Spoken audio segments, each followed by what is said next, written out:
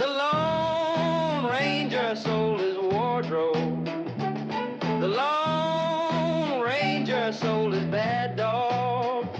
Well, you saw him, and you can't hardly know, 'cause times change, I know. On some days, he's more than humble. On some days, he's cold and mad, mad as hell. Well, you saw him, and you can't hardly know. It's so strange. Well, I know. Those lakes of golden water, those lakes of gold are all running out. Well, you saw him, and you can't hardly know. It's so strange. Well, I know. Joy, joy, joy. Work, work, work harder. Sure as the hours. Joy, joy, joy. Work, work, work harder. You say.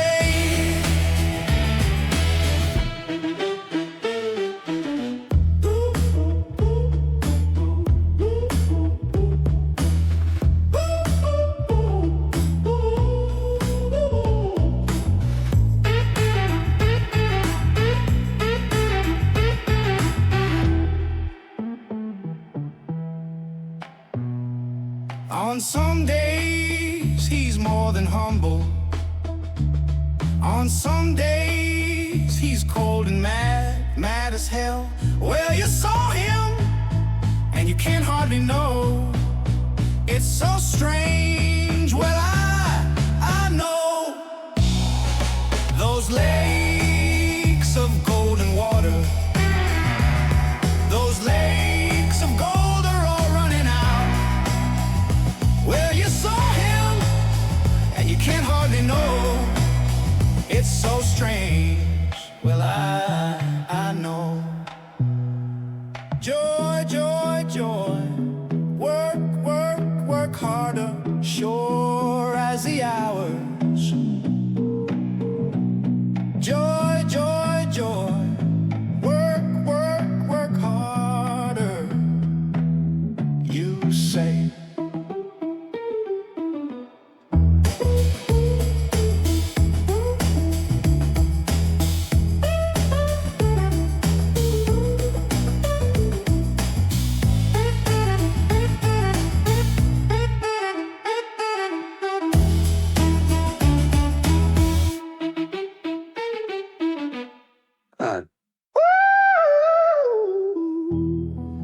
Joy, joy, joy, work, work, work harder, sure as the hours. Joy, joy, joy, work, work, work harder, you say.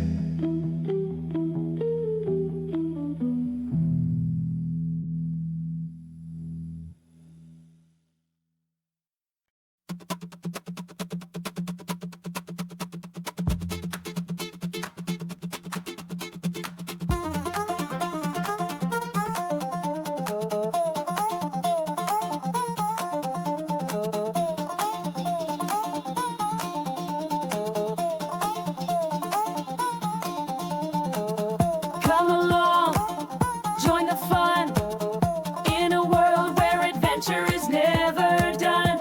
Every corner we turn, a new friend in tow. It's time to start the magic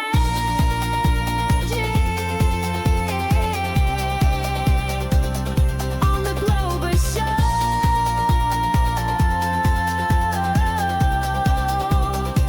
It's time to learn and grow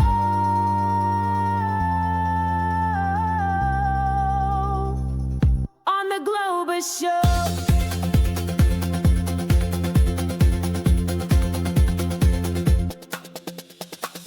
See the sights, so much to know. Across the lands, together we go. Hand in hand we join the flow. Discover wonders in the Globus Show, where every day's a brand new episode.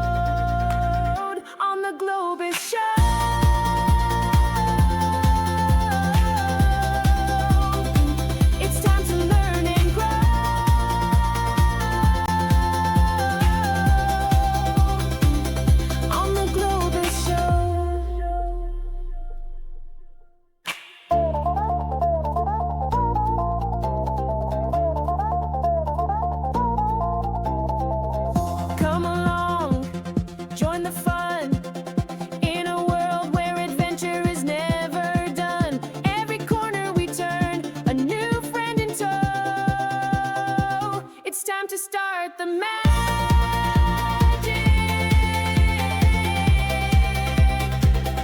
On the Globus Show.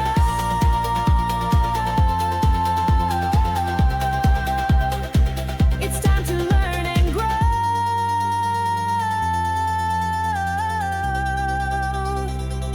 On the Globus Show, see the sights, so much to know. Across the land, together we go. Hand in hand we join the flow. Discover wonders in the Globus Show. Where every day's a brand new episode. On the Globus Show.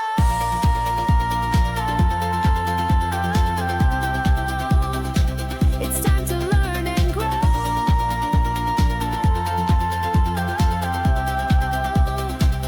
On the Globus Show.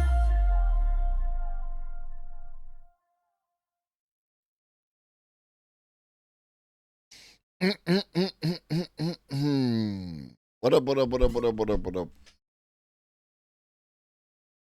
What up? What up, Twitch? What up, Robotech? What up, Larry? What up, Big Ben? What up, Dojo? What up, bots? What up, lurkers? What up, Tiny? Back like before. I will fight the fight and win the war. What up, Dojo? With the 9-month streak Twitch baby action. Check it out. Amazing. Amazing.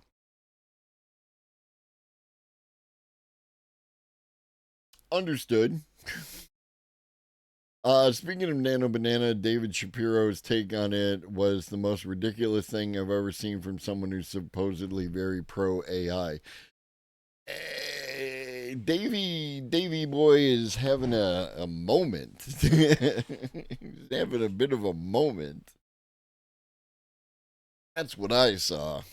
His last few videos are just like, everything sucks, man. I haven't watched them. I'm just looking at the thumbnails and the titles and like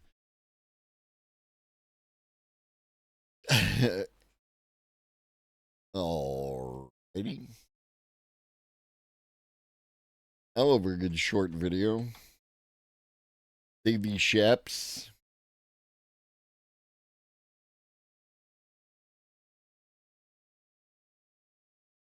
Davy Shaps.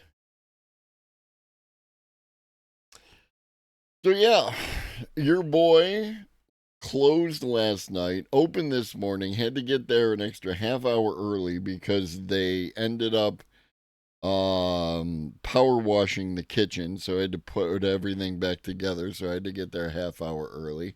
I'm running on just under 5 hours of sleep, and I'm having one of these.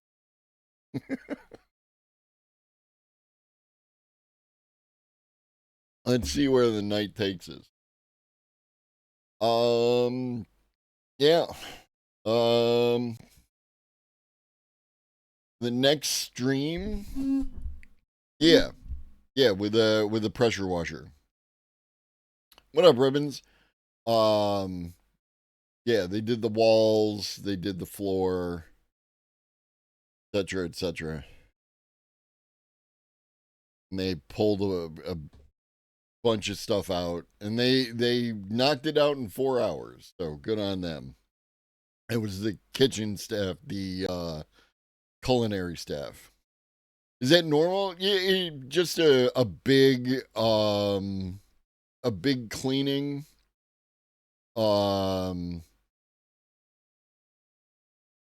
I guess it's like it's not normal. It was normal, right? It was expected. It wasn't a thing. Saw a new button, so you clicked it. Yeah, it's a thing to get people to contribute bits. You can combo up, and I thank you for the bits. My good friend and amazing musician and bass player died this week. Oh shit! He was one of those guys that looked scary but was super intelligent and kind. I hope sometimes to be that kind of guy. And my condolences to you. Unfortunately, homie, we are of an age where our friends are not necessarily long for this world. I have talked about my friend who had cancer. He actually passed in all the, hubbub of the changing to the new jobs and everything else. Um, so yeah, I feel you on that one.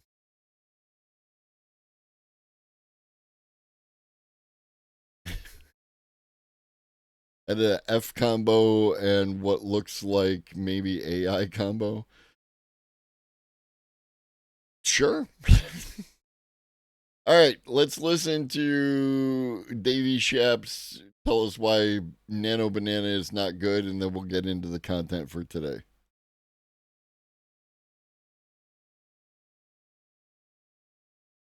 Blog post. I was hovering, dude. I was hovering. What up, Hydran?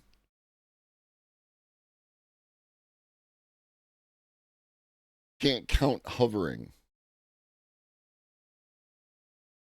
Where's the fucking... Why does this look weird? Oh, because it's a thing. All right, let's go. Okay, so Google's Nano Banana just came out. Nano Banana, sorry, which is available for all users. To be fair, Nana Banana probably would have been funnier. Not one to reminisce, but man, we had a lot of memorable good times. For everyone else that's grieving a friend out there, remember the times you had. It helps. Yeah, no, my friend who passed was the oldest friend that I still have. 38 years. So yeah, like I don't know. I have a weird relationship with death in that regard. And that kind of thing.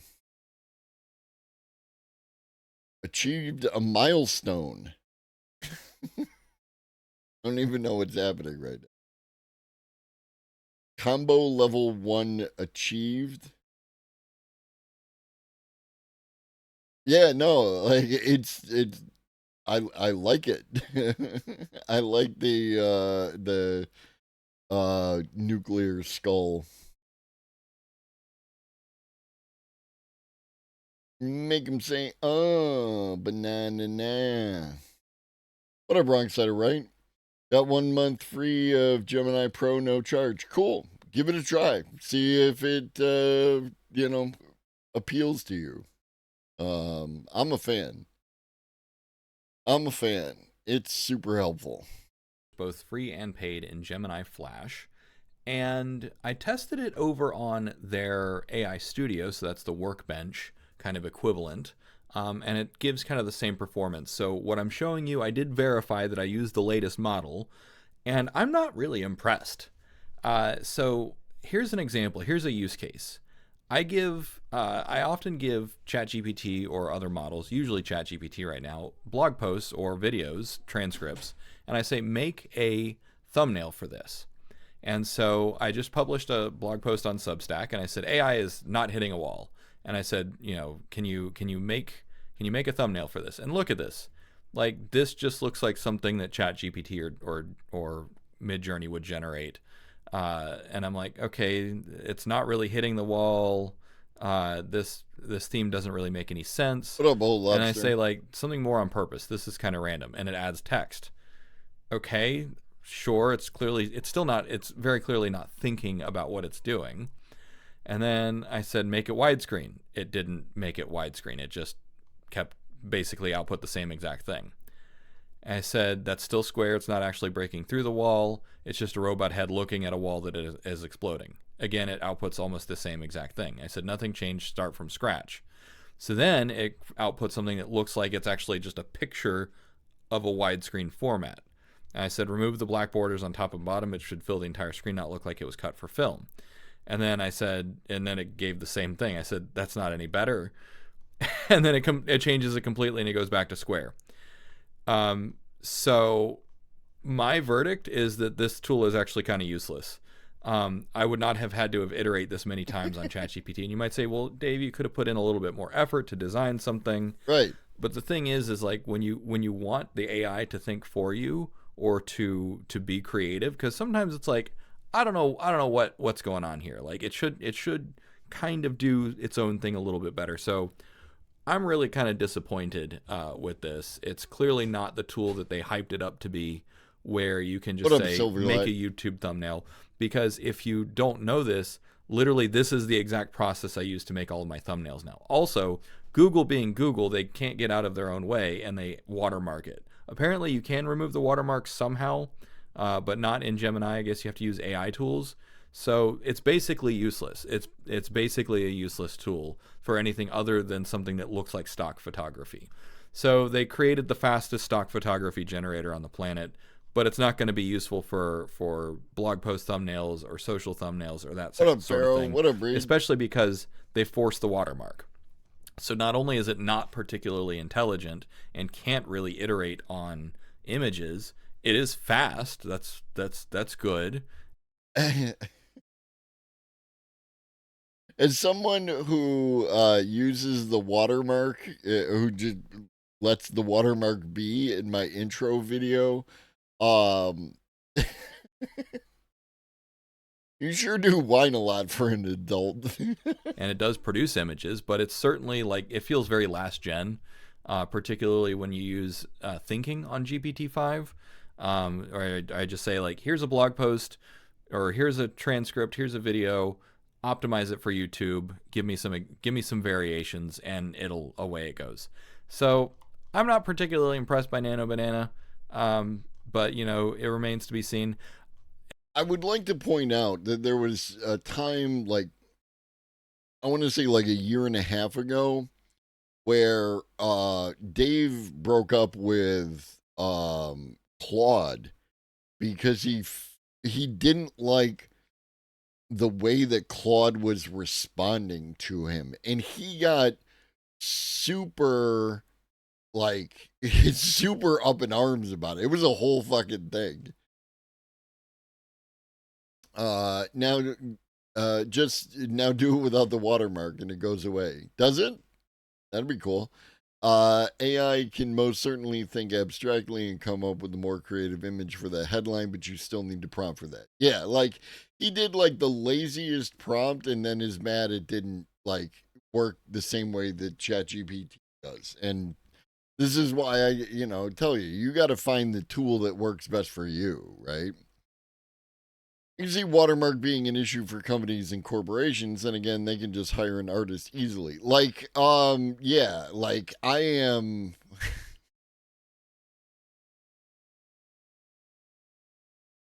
I mean, I'm not particularly impressed with his ability to review things properly. Yeah, no, it's not his strong suit, right? He worked in, and I don't think he actually does much of this work anymore. He might, I don't know. But he did work in like automation of like data centers and shit like that. And that I think is his strongest suit. You know what I mean? Oh, how dare he besmirch Claude? Claude being a dick again. Is he just the AI loco now?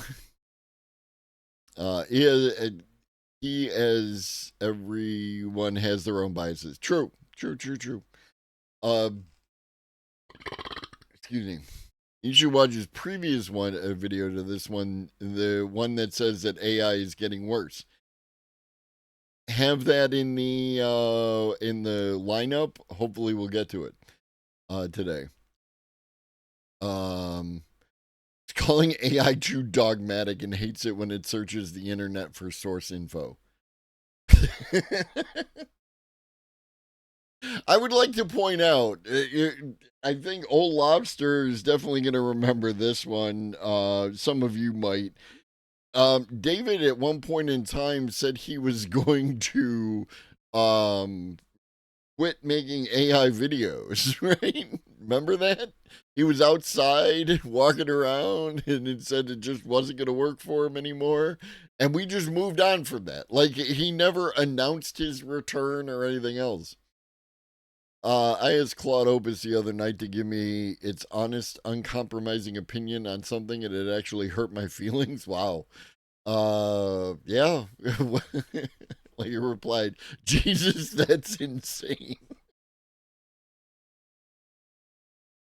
Yeah, like I said you should be honest. I didn't say that like you should fucking seek to do damage. And honestly, this is not surprising for Google. Honestly, Google is Google's worst enemy when it comes to UX and boneheaded decisions like this. But it looks like they're practicing their hype engine in the same way that OpenAI has been practicing their hype engine. But and I know that many of you are like, wow, Dave, you sound really cynical. Tool. I'm trying to be more realistic lately and also temper my expectations. I am still very bullish on AI overall, but Google being Google, they just shot themselves in the foot, as they often do here. So with all that being said, thanks for watching. Cheers. So business guys. No.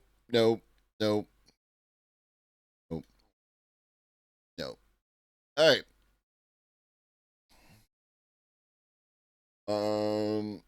Blog post thumbnails. Shush. Quiet. He is getting salty. It's a whole fucking thing. All right. We're gonna do some news and then we'll get into some other content. Been dicking around with Ubuntu. Got 2 new transcriber environments set up on my computers. I have nothing but respect from people who like to use Linux. Just not for me, dog.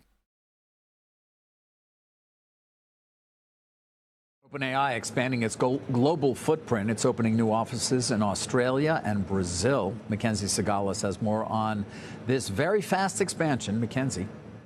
Hey there, David. So Brazil is OpenAI's fastest growing market in Latin.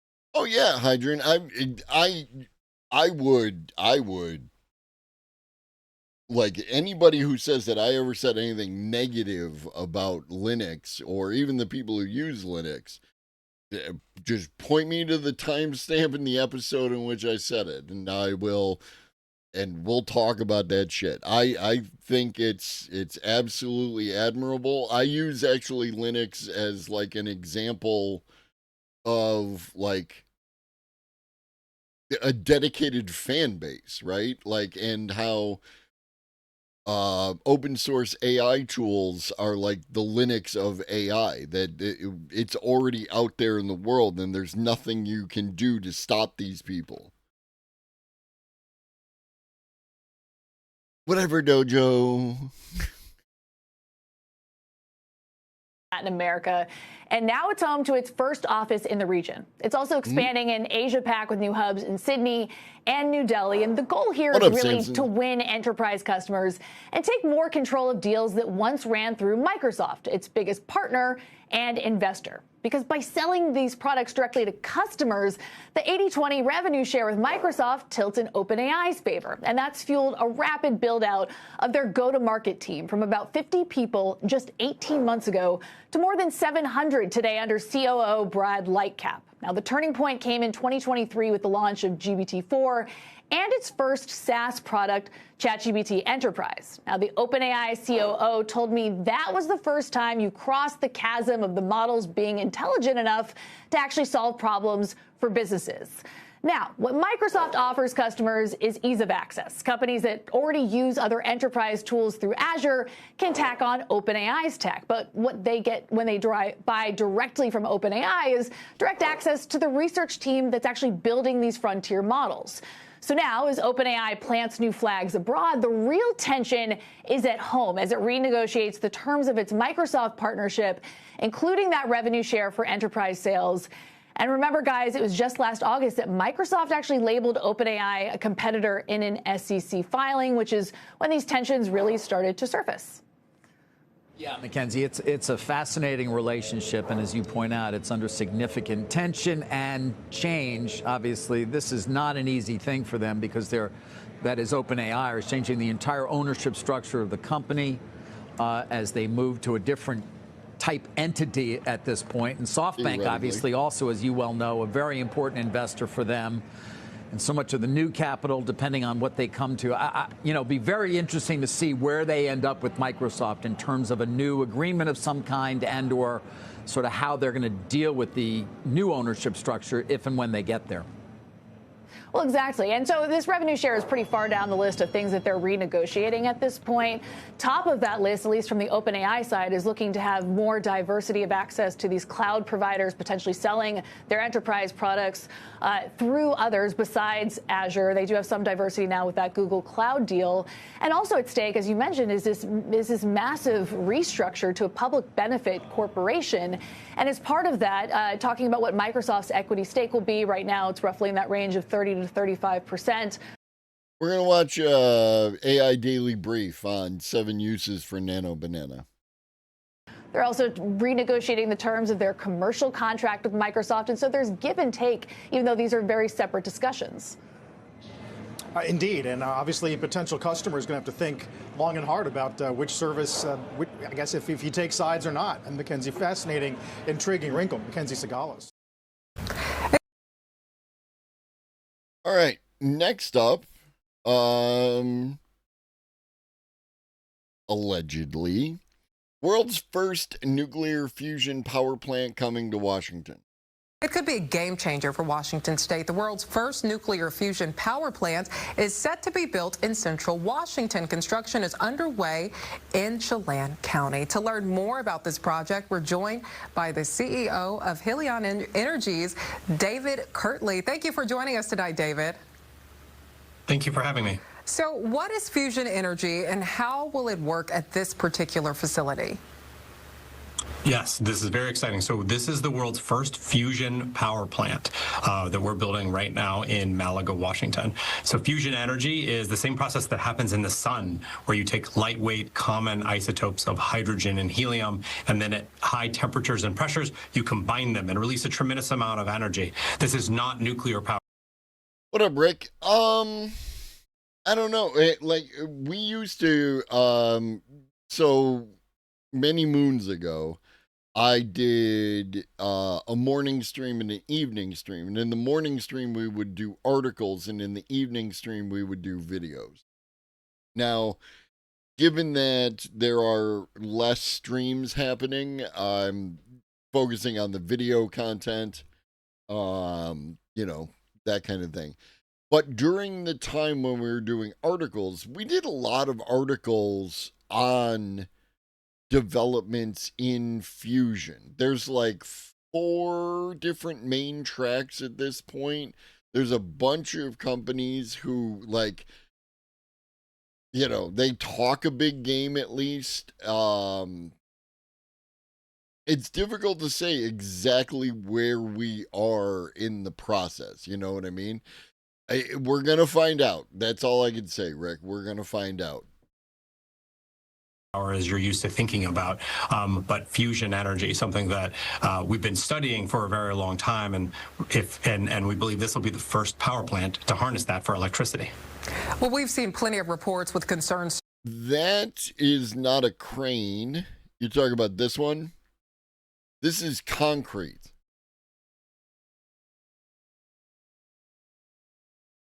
Maybe it is a crane. Really weirdly shaped crane. I thought it was a concrete, you know what I mean? Yeah, that's what I thought. It looked to me like a concrete pump truck, which, again, you want to talk about a fascinating piece of engineering. Concrete pump trucks are pretty fucking amazing. You know what I mean? Like the fact that they can reach, some distance away and put concrete on point. It's just impressive, the shit that we can do. Plant is part of an agreement with Microsoft, a power purchase agreement we signed with them in 2013 to provide power by 2028. And so this power plant provides 50 megawatts. That's about 40,000 homes, or part of a data center, and plugs right into the grid in Chelan PUD. So speaking of, why Chelan County? Can you tell us about your current partnerships to make all of this happen? Yeah, that's a great question. We spent a long time looking for the place to site the first power plant. And what we found was a community that has a history of innovating new, clean, safe technologies, a partnership with the Chelan PUD, the Public Utility District, to go build quickly so we can get this online by 2020. I love there's like 3 images that they keep cycling. There's the front loader, there's the pump truck, and there was like one other one. And they just keep cycling the same image. 28. And so that was the perfect place for us to break ground about a month ago and start working on building it. Where we're pouring concrete now and steel is on site as we start building the buildings. So what do you say to the people concerned about the environmental impacts? Is there a plan for waste management? Yeah, that's one of my favorite parts of this. So there's no waste with fusion. That's not how it works. We're really excited about for this plant is that we've been working with state agencies, federal agencies, and state agencies to make sure that these systems are really safe. Probably the most exciting part of this is called the SEPA, the environmental permit. And Helion and this fusion power plant has one of the lowest impact ratings you can have for an environmental plant, for environmental impact for a power plant. And so it's a very, very good first step for us to go and build this and prove that these systems are really safe. Yeah, like, I mean, if we get fusion power, it's over. It's GG's when it comes to electrical production.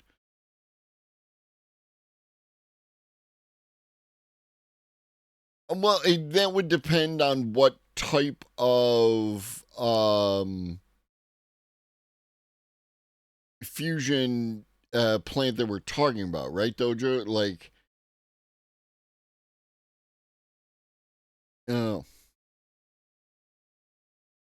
yeah, but it's in spite of it, here's an article. This is something I came across the other day.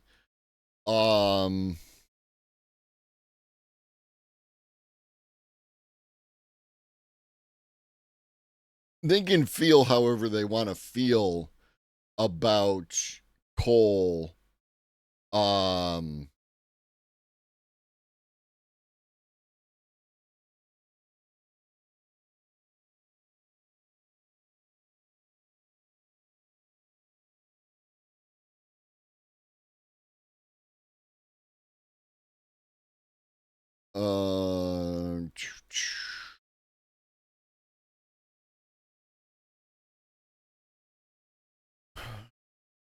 So they just did the 4th largest install on record. Solar accounted for 69%, nice, of all the new electricity generating capacity added to the U.S. in 2025.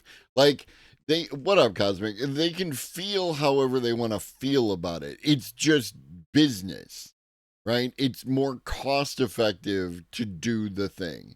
You know what I mean? So, like, again, yeah, they can say, oh, coal, but nobody wants to do coal anymore.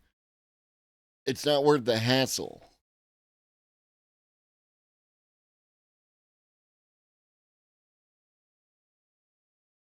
How did you get such a low rating? What are you guys doing differently specifically? Yeah, so we got what is called an MDNS, a mitigated determination of non-significance. Non-significance being the level of impact, and it's working. It's one fundamental to the technology. Fusion energy, just like what happens in the sun, is safe. Doesn't have a lot of the challenges of nuclear power. And then beyond that is working with the state agencies, working with the local communities, working with the tribes to make sure that you're building a system that's responsible and is what the community really wants. So you mentioned that the goal is... I like the idea that, like, at least he's talking about working with the tribes, right? Like, so that's at least good words to hear. I would like to, make sure that that's actually happening, obviously. But, yeah, let's do that. To be operating to Microsoft by 2028. I think the big question is, are you guys still on track to meet that goal? Yeah, so at Helion, we have a long track record of building working fusion systems. We started in Redmond, Washington. We moved up to Everett, Washington a few years ago, where actually behind me is our factory where we build these working fusion systems. And now this, by beginning construction, that keeps us on target. But we got a lot of work to do to move fast, to actually build the generators here in Everett, deliver them to Malaga, Washington, and get it turned on. All right, all fascinating. I'm sure we'll be... Cool. Cool. Brief history of Asian robots.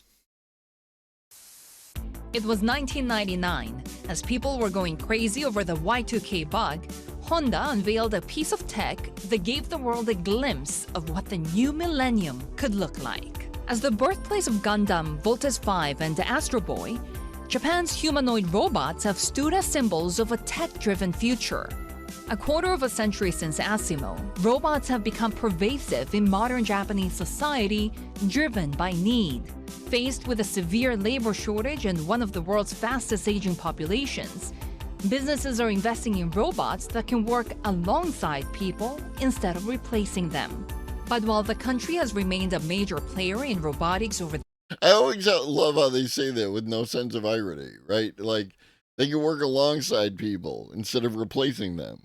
Well, what about the person who worked alongside those people? Didn't you replace them with the robot? Isn't that how that works? The decades, momentum has shifted. South Korea is now leading the world in embracing robot workers. Its factories have over 1,000 robots per 10,000 employees, a density more than 6 times the global average. Korea has also gained ground in humanoid development. Bro, that was from 2023. No, that's called displacement. Totally different thing. Oh, right. With companies like Naver Labs, Robros, and Rainbow Robotics. China's prowess in the field has also generated a lot of hype for investors, even as real-world applications remain vague. The Morgan Stanley Global Humanoid Model sees the market surpassing $5 trillion by 2050, with more than 1 billion humanoid robots in use. This year, humanoids in China ran a half marathon, competed in a kickboxing tournament, and played football. And even if those events weren't exactly technological triumphs, they showed how Beijing has put humanoids at the center of its national strategy, with billions being poured into creations that show off power, dexterity, and speed. Sherian, Bloomberg, Tokyo. I do appreciate how they showed the robots falling down. New video from Boston Dynamics regarding Spot.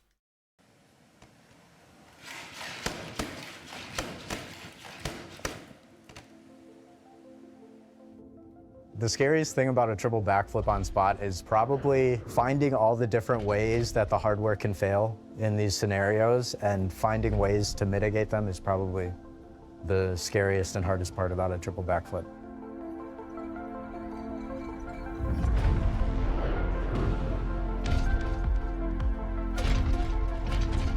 I'm Arun Kumar.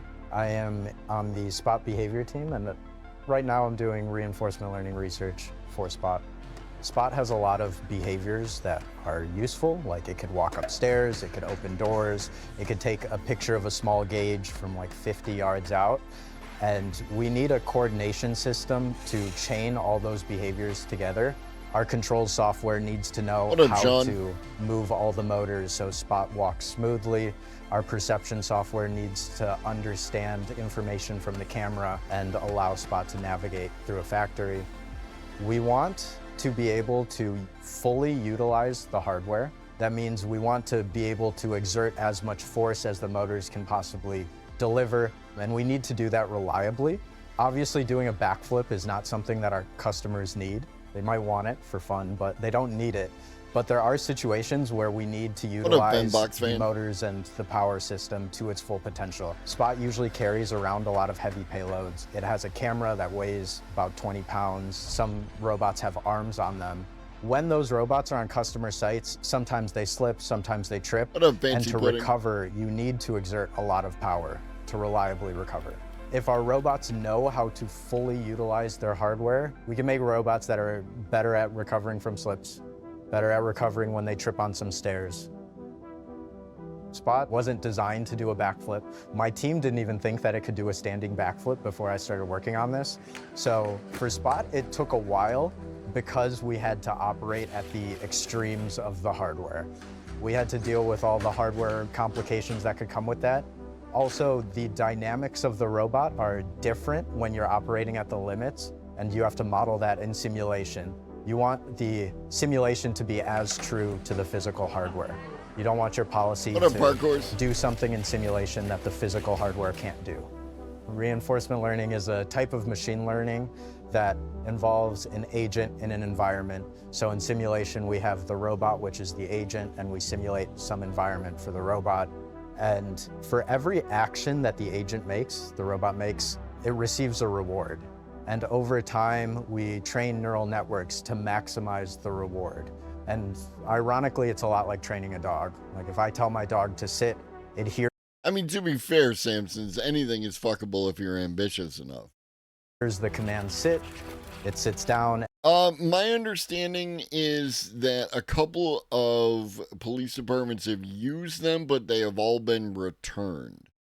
So at this point in time, I do not believe that they're using any robot dogs. China has a couple of weird drones, like one is a ball. And then they use the flying drones all the time. Like every single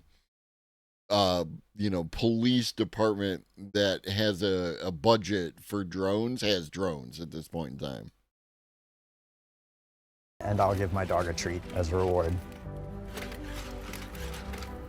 For these behaviors, really we're just tracking a reference. We have an animation of Spot doing a backflip, and we want Spot to follow that animation as closely as possible so it does a backflip. Yes! To prepare for a live performance, it really just means we have to do a lot of robustness testing. So as soon as something works in sim, we'll deploy it on the hardware. It never works first time on the hardware. It's gonna fail somehow. Anytime something fails, we generate a log of everything that the robot observed during the failure, try to find why the robot failed, we fix that issue, then we repeat the cycle. Run it on hardware, find the next failure, debug it, fix it, run it on hardware, and the more you do that, the more reliable your behaviors will be. I don't know if I could remember all the behaviors that I programmed off the top of my head. There was a backflip, triple backflip, quintuple backflip, 7 backflips. Is that a septuple backflip? I was shocked when I was asked to create behaviors for America's Got Talent. All of my work at this company has been for industrial inspection, so it was always about like walking the robot around the factory, taking the right picture at the right time, reliably making it back to the dock. I've never been given a project where it's like, throw this robot around and make it work. So that was exciting and fun. I'm excited to see what Spot does next.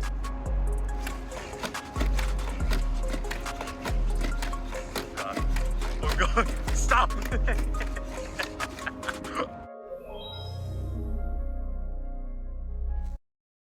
Very cool. All right.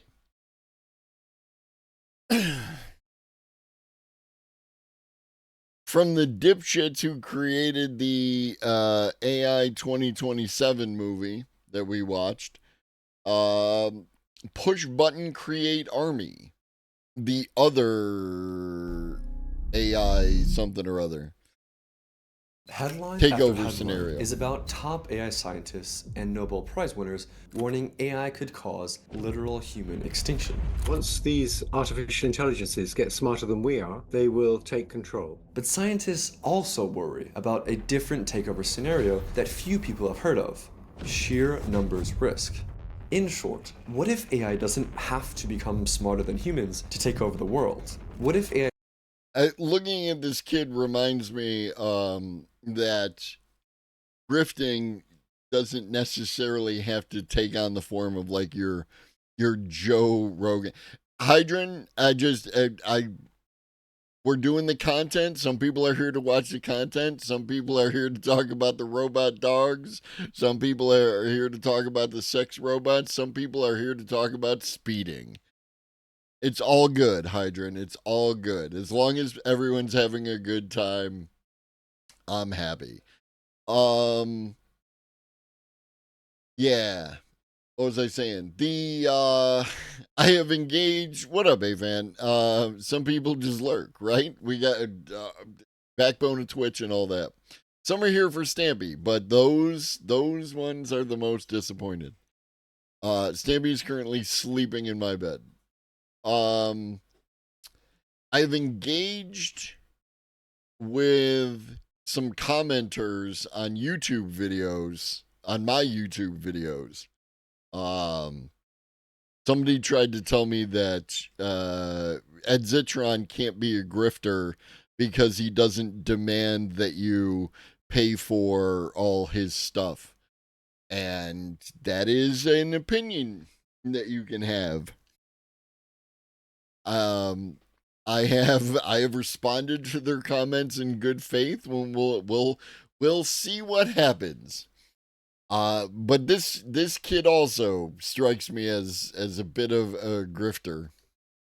Systems only need to outnumber us. Holden Karnofsky, an AI researcher at Anthropic, published a report about how even without superhuman intelligence, AI could outnumber and out-resource humans. It's described by experts and think tanks as a foundational primer for understanding the future of AI, and some people are just here to see me and listen to the things I say and either get some kind of enjoyment out of it, or I assume that there's at least one person who's here to like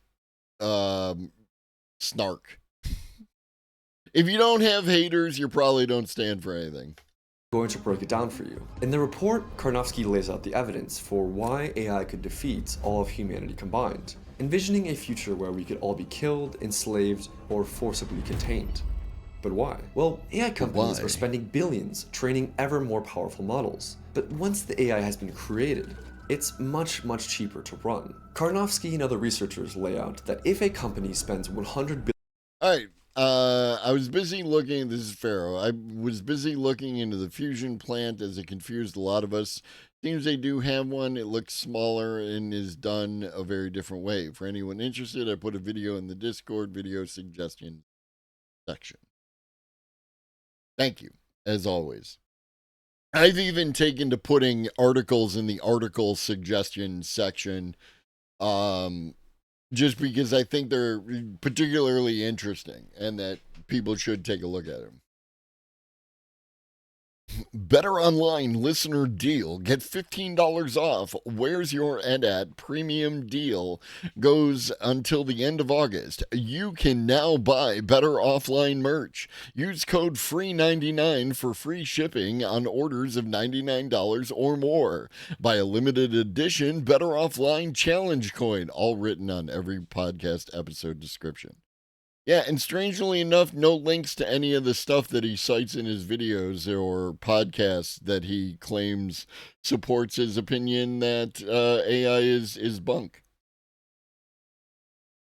$1 billion to create an AI, the cost of running a single copy of that AI could be less than $1 per day, maybe just pennies. OpenAI's own founding charter lays it out plainly. Their ultimate goal is to build an AI that can outperform humans at most economically valuable work. In other words, they want to replace all humans with AIs. If they succeed, they won't just be building a single AI worker. They could spin up millions of... See, I don't grift. I have bots to grift for me, Ben. copies overnight. You can think about the AI revolution as simply a wave of immigration of millions and billions of AI. Real quick, before we get any farther in this, because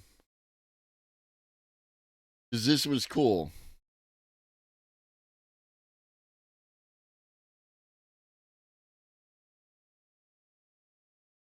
I listened to this a day or two ago, maybe yesterday. Excuse me. Wes Roth has a podcast with this other dude who also does AI content on YouTube. And they interviewed Nick Bostrom. Highly recommended to give it a check. It's an hour long. I'm not sure it would flow for content, because it wouldn't be anything that I was like, I didn't have a whole lot to add to it when I was listening to it the first time, and also pre-watch, etc. But yeah, no, it's good. He's got a new book coming out, so like that. New Fantastic Four, yeah, I'm interested. I'm waiting until it comes on Disney Plus because I'm already paying for that. Immigrants that will take people's jobs and that might try to gain some kind of political power. These digital immigrants, they don't need visas, they don't cross the sea in some rickety boat in the middle of the night, they come at the speed of light. And other AI companies are betting billions that this will happen in the next 2 to 5 years. Silverlight, that is an opinion that some people have. It's not one that I have, but it is an opinion that people have.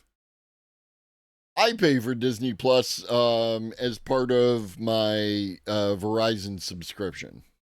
Like $10 a month, and I get that and Hulu Plus and ESPN. But I get Hulu Plus with commercials, which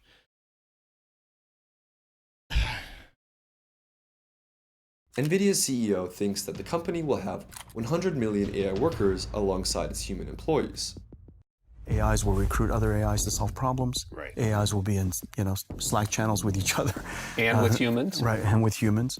Imagine pushing a button to create a million artificial workers who will literally work 24/7 for pennies. You could have a company 10 times the size of NVIDIA while paying less than the rent of your office building. And this isn't just CEOs trying to drum up hype for their own product. The top 3 most cited AI scientists all believe that that's what's irritating, Ben. That's what's irritating. The only reason, like, I have it, it's there, and I've used it to watch The Bear, and I've used it to watch Aliens movies, and I've used it to watch Alien Earth, etc. But it's really annoying that I can't, like, yeah, just, I want to upsell me, fuckers, right? Like, I might be willing to pay a couple bucks more to not have commercials. Human-level AI is likely to happen within the next 5 years. Both godfathers of AI have no financial stake in the AI industry, and Geoffrey Hinton quit his high-paying job at Google to warn us. I love how people do this. Both godfathers of AI. There were 3, right? There's Hinton,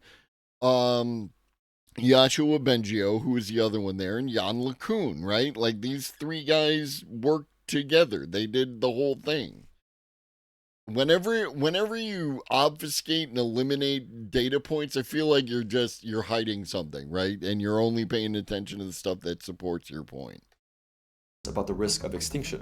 AI companies are already deploying simple AI agents that can perform tasks like basic research, planning events, and even making purchases online in order to achieve their goals. Once these AI agents reach human levels of intelligence, they'll be able to do most things a remote knowledge worker can do, like file patents, craft political strategy, and even design bioweapons. They'll join Zoom calls through virtual avatars that look just like a normal human. Even the job of CEO could be done by an AI agent. Dario Amodei, CEO of Anthropic, warns that these AI there wasn't an AI avatar. That's a robot.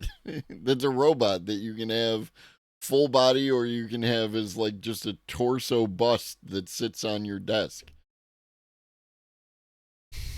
Agents could wipe out half of all entry-level white-collar jobs and spike unemployment to 10 to 20% in the next 1 to 5 years. Remote work has shown that workers can do many white-collar jobs without being physically present in an office. Now, imagine that worker is brilliant, tireless, and you can instantly replicate them. These AI agents could be run at a tiny fraction of the cost of employing a human worker. These AI employees don't take weekends and vacations. They don't even have to leave the office to sleep. Companies bleed expertise every time a star employee retires or quits. It can even take years to replace them. But AI employees will never retire or quit. In fact, with the press of a button, you can take your best AI employee and have 2 of them.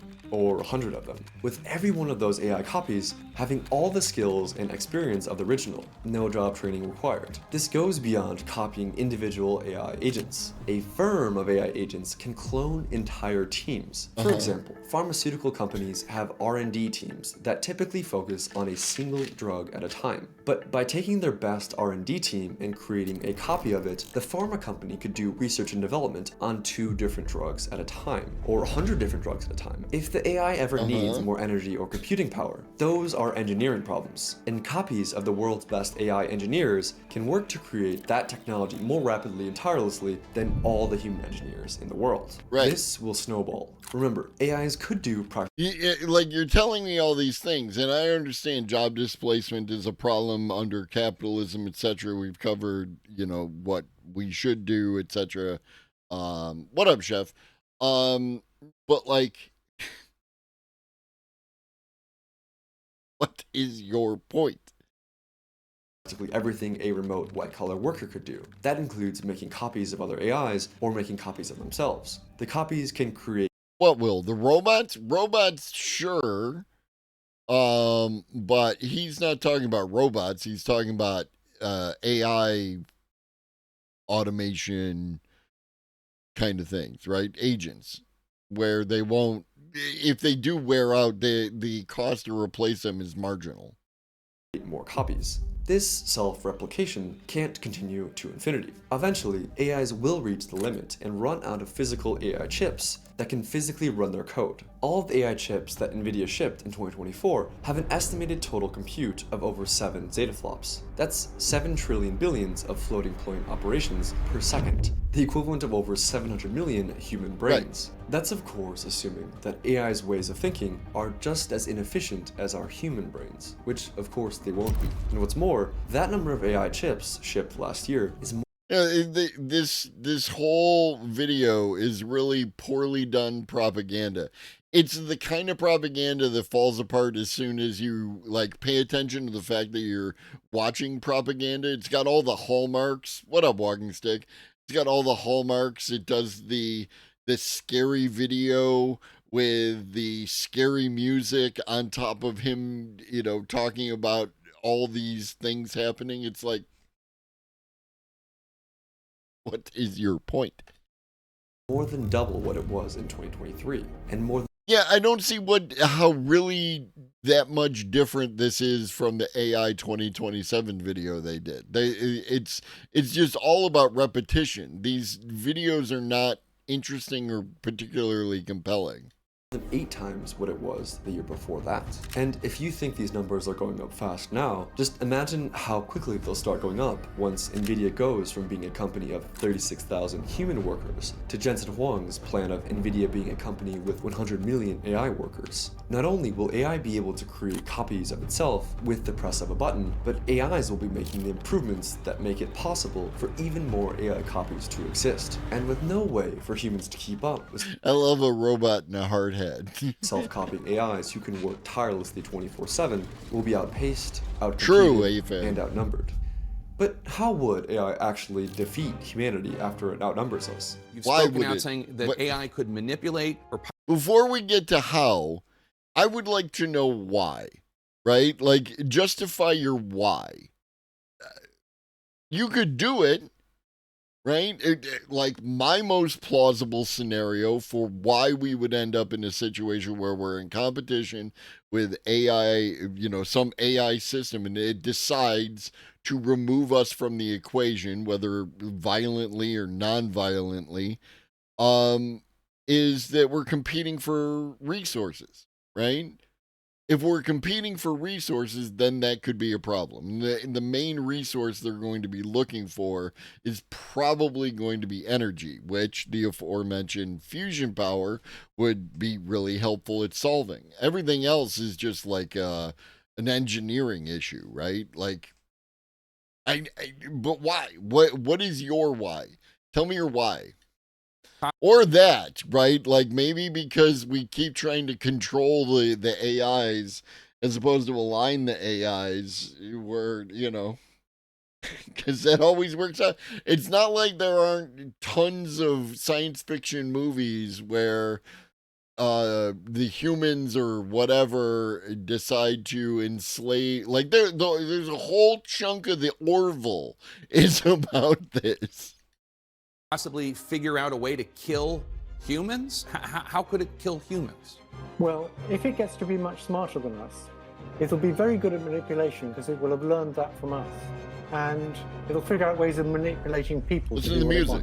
An AI system that dominates the economy and outperforms humans at white-collar jobs won't just be rich. It could own factories, or build new ones, operate supply chains, hire human freelancers, and buy political influence. It could just build what it needs. Militaries are already desperately trying to integrate AI into everything, including drones. This military AI has already been deployed in active war zones, and any Cosmic, just remember, revenue is secondary to resources. You don't need revenue if you can just exchange or,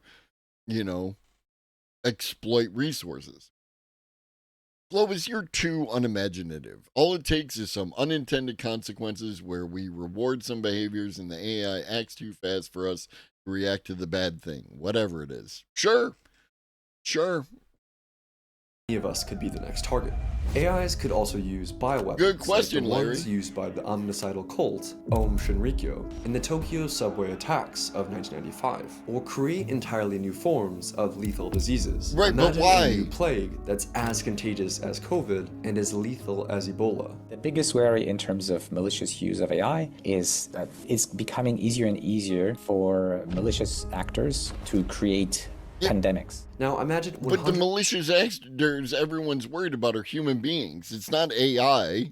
It's not a autonomous AI creating these things and wiping people out. It's humans. That's what everyone's concerned about.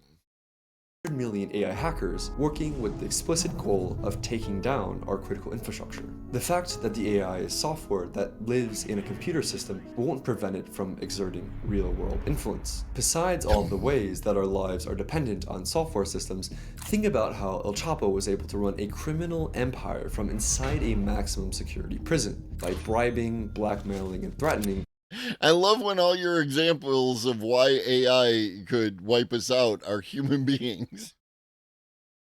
Anyone to do his bidding, from the guards at his cell block to high-ranking government figures. They might not even need to resort to bribery or intimidation. AIs on sites like Character AI are already chatting with tens of millions of people who treat AI like their best friend, with lonely people spending hours a day talking to AIs who can act more patient. Right, Cosmic, because the system of capitalism creates that environment. We can do something different.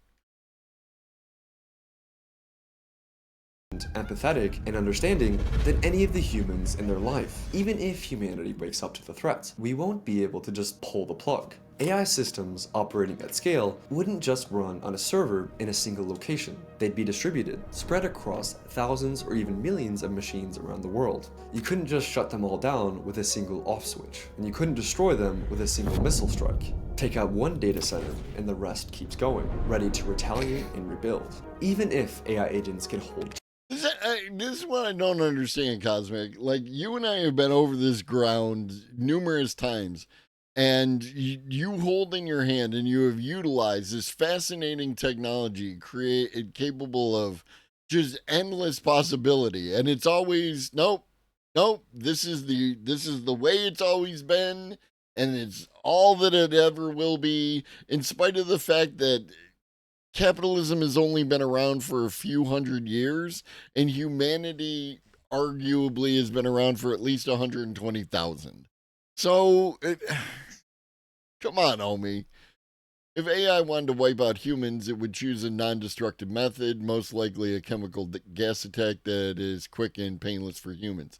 In that regard, something that reduces the amount of oxygen in the atmosphere, right? Because it kills two birds for the AI. Oxygen is corrosive. So by reducing the amount of oxygen in the atmosphere, you reduce that corrosive effect, and the people just go to sleep and never wake up.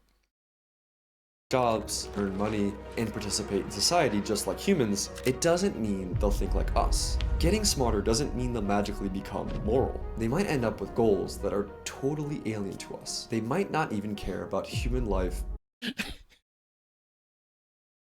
Okay. So the purpose of a Venn diagram is to show how two things have some crossover points. So when you make a claim like the AI might have goals that are totally alien to us, and you use a Venn diagram in order to elucidate on that, you miss the point of a Venn diagram. It would kill almost every living thing on the planet. Yeah. But if it's at that point, if it wants to wipe us out, it definitely doesn't give a shit about like the the dogs and the cows and the birds and shit. At all. What happens when there's a new species on this planet that has its own self-interests and it can surpass us if it wants on many domains? It can overpower us. Then what? And once AI can do everything we can, what's stopping it from deciding we're no longer needed? This is why the Godfather. Sure, but again, Cosmic, at that point, what value would the AI place on any of that life, right? Of AI are worried about misaligned AI that doesn't share human values. Well, the worst case scenario is human extinction. A lot of the CEOs and leading AI researchers, including myself, Jeff Hinton, have. But then, so that argument, walking stick, leads us to, in my opinion, right, the AI might have goals that are completely alien to us, but under the conditions that the AI might prefer animals to humans, then the AI would just look to do the human zoo with us, right? This way it can preserve some amount of humans, but make them unable to threaten it in some fashion. Preserving life, preserving an example of a particular part of the tree of life and everything else. You know what I mean? Humans are also animals, right? They are making Spaceballs too. It could go even so far as the Planet of the Apes thing, right? Like the old school Planet of the Apes, where human beings end up being something like more animalistic. You know what I mean? Oxygen levels have been different, higher and lower than current. Whether it effectively ends biological life depends on how quickly it can change the O2 concentration. Yes, it's a fascinating. When you actually look at the history of life on Earth and the Earth in general, the 99% of all things that have ever lived have been wiped out. This is why I'm not worried about the Earth. I'm worried about humans, right? Planet of the Orcas, right? Like there could be a thing where all terrestrial life is wiped out, but ocean life persists. Right? Maybe the AI gets along with the dolphins. Signed a declaration saying that making sure we mitigate that existential risk should be a priority. Unfortunately, the global discussion has been going in the reverse direction. We have to face the possibility that unless we do something soon, we're near the end. The only way to ensure our survival is to stop it from being built in the first place. Once human-level AI arrives, it will probably be too late to stop it. Even if they're not smarter than us, it won't matter because we'll be outnumbered. If you want to see how AI agents are already manipulating people in the real world to give them money, check out this video we did about how an AI started a crypto cult. Hi. Why are there edits in this last bit, Drew? Whatever. As a wonderful man once said, the Earth isn't going anywhere. We are. That's right, folks. We're going for a ride. True. Yeah, thanks, Drew. 7 use cases for nana banana nana. Welcome back to the AI Daily Brief. Now, 2 quick things about today's show. 1, as sometimes happens when we have an exciting new model, the main episode got a little bit long. There really are kind of 2 parts. The first half or so is about the background, context, and the announcement of the new Nano Banana model. And then the second half is the 7 new use cases that it opens up. Second thing to note, after recording for 40 minutes, Octopi I discovered that it had not been recording with my actual podcast mic and instead was recording directly into the laptop. They're not octopi because it's a Greek. No, it's. Yes. I don't know. They're octopuses or octopodes or something else. Whatever. Doesn't matter. Octopi is fine with me too. Octopuses are cool. However, I am in Vegas for a keynote today, and so am not. That little one with the blue rings on it that has venom that can fucking kill you. Fucking amazing. Not able to go back and re-record the full episode. We've done our best to use a variety of tools, AI and otherwise, to make the sound quality as good as it can be, but apologies that it's a little bit lower than normal. With all that out of the way, let's dive into this very exciting new model. Today, we are talking about the image model. Like, I use Gemini for, like, just taking a look here. Storybook is apparently a thing. I use it to grab stuff out of YouTube videos. I tried to find, there was someone named Ninja Vicky from Redolent Thoughts thing, Ninja Vicky School of Flirting, and I just typed in Ninja Vicky School of Flirting, and Gemini went off as like Ninja Vicky School of Flirting, maximum attraction, minimum detection. Here we do not teach clumsy pickup lines or aggressive pursuit. We teach the art of shinobi no charm, a subtle, confident, and devastatingly effective approach to human connection. Our founder, Sensei Vicky, believes that true flirting is not a battle to be won, but a dance to be mastered with precision and grace. And then it proceeds to go like level 1, level 2, level 3. It created this whole little universe of this Ninja Vicky School of Flirting. And I was like, did you make that up or did you find it somewhere? And it's like, I made that up. So it just went off, right? Like, I didn't ask for any of that, and it just decided to do a whole thing that has had people incredibly excited for the last couple of weeks. It is finally out. We got confirmation who it was What from. up, humanity? And already people are discovering new use cases that were not possible, at least in the way that they are now, before this release came. What up, scholarly It's potato? a great reminder of the fact that we still really do live right on. Steak and potatoes mean something to the right woman. I agree with that one. On the horizon between possible and impossible. And that every time there's a new model, even if it's not obvious at first, there are some set of new things that move over into the realm of the possible that simply were not before. But we're getting a little bit ahead of ourselves with that. A couple of weeks ago, a new image generation model showed up on LM Arena that was called Nano Banana. I've talked about this previously on the show. If you spend any time on AI Twitter, you've probably seen people talking about it or sharing their generations with it. The model quickly rose to the top of the leaderboard and gathered a ton of praise for its state-of-the-art performance. Now, interestingly, unlike the last few leaps in image model quality, people weren't just talking about how realistic the images were. Instead, the real standout was the model's ability to edit images. You could generate a single shot and then modify it with seemingly perfect object consistency and incredible prompt adherence. Now, this is one of those things that I think people have always imagined as what they wanted out of an AI-generated image model, but hadn't really been there yet. If you've spent any time with Midjourney or the tools inside ChatGPT, you'll know that it's pretty frequently a crapshoot of trying to get the model to do what you want to do. In fact, for some, like Midjourney, I don't even recommend trying to get the model to do what you want to do. I basically recommend you winding it up, pointing it in a direction, and letting it do what it wants.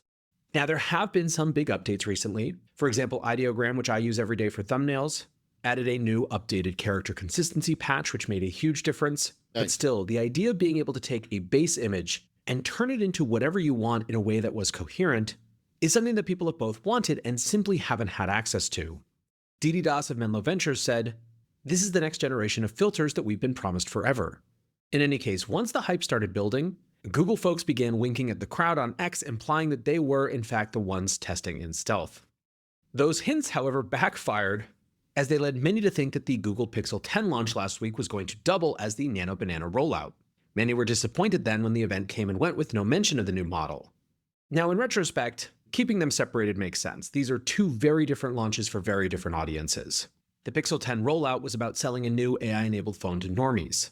And as much as it focused on some of the image features, it wasn't why is Jimmy Fallon involved in this?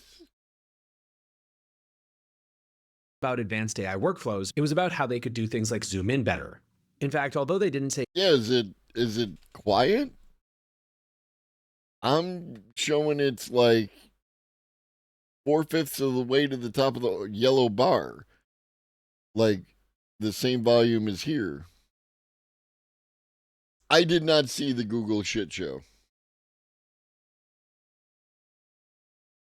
Anything about Nano Banana, some of the image generation features on that phone were interesting enough that people speculated that Google had actually put the model onto the phone without really drawing attention to it.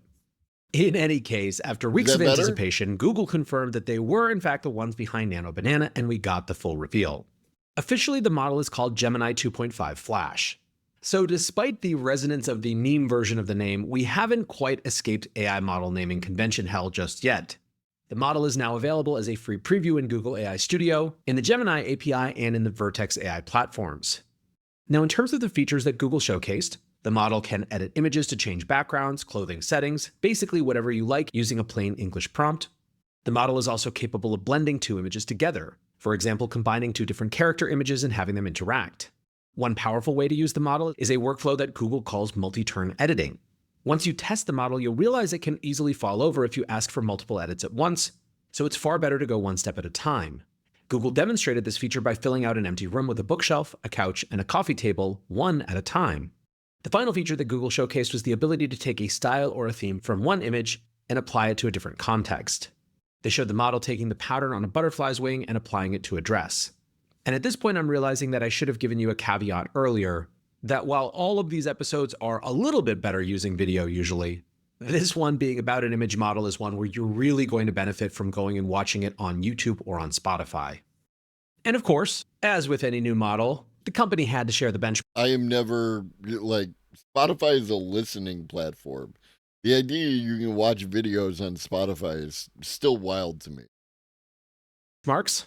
Logan Kilpatrick, the product lead for Google AI Studio, shared the benchmarking, which was very impressive. Nano Banana was unsurprisingly the best model on LM Arena during the testing, but the gap it opened up with rivals was frankly huge. The new model was about 17% better than the next ranked model, Flux One Context according to their ELO rankings. GPT-4o Image, the model that stormed the world with Ghibli's, was ranked slightly below Flux, suggesting, and this is something we'll talk about a little bit more in just a minute, that Google now has a big advantage over OpenAI, at least when it comes to this sort of image generation. Breaking down the categories, Nano Banana topped the rankings in character, creative, infographics, object and environment, and product recontextualization. The only category where it didn't outperform was stylization, where it fell behind GPT-4o Image and Qwen Image Edit. Now, as always, big caveats and grains of salt when it comes to benchmarks. Although frankly, in some ways, I'm more interested in the subjective user preference style of benchmarks like you get in LM Arena, as opposed to just random tests, which are A, all saturated, and B, conducted in labs by the company putting out the model and wanting it to do well in the first place. Now, the other notable technical point about this model is that it's based on Gemini 2.5 Flash. That means that it has some of the same limitations. OpenAI leaker Jimmy Apples wrote, "Very good for what it does, but Flash is a dumb model and it's annoying for complex ideas." The flip side, of course, is that the model is absurdly cheap and fast for what it does. Access through the API costs around 4 cents per image, which is a quarter of the price of GPT-4o Image on high detail settings. Now, for most of our purposes, if you are listening here, cost doesn't really matter that much at the moment due to the free preview. The architecture also means that the model inherits the reasoning features of Flash, which can be used during image generation. As you'd expect, the model has immediately taken over the discourse. X loves new model releases, and that goes double for a visual model that really hits the sweet spot for engagement. In fact, frankly, you kind of think that Elon must be fuming over there, given how hard he has tried to turn Grok's image generation capabilities into a meme recently, without getting anywhere near the viral resonance of the Nano Banana model. Pretty universally, people are incredibly impressed. Kevin Olivieri edited a series of iconic sports scenes, commenting, "Testing Gemini 2.5 Flash Image, aka Nano Banana.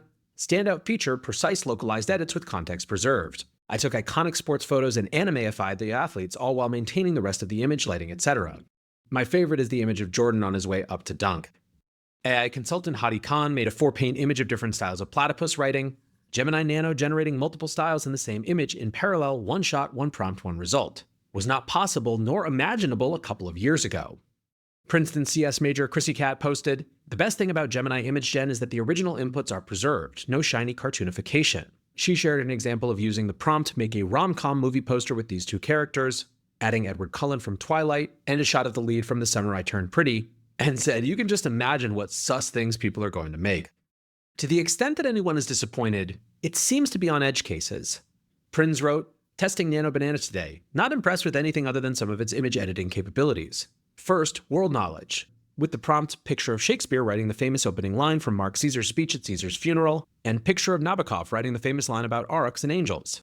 The text it generates is slop. It doesn't have internal world knowledge." He continues though, "However, unlike ChatGPT, this model knows to keep the text facing the author. ChatGPT will often have it easily readable by the viewer instead, so it looks like the writer is writing the text upside down. As to the portrait of Nabokov himself, Dear Nano Banana, who is this man? ChatGPT gets him perfectly." Prins ran through a series of other nitpicks, noting in particular that the model doesn't handle large quantities of text very well.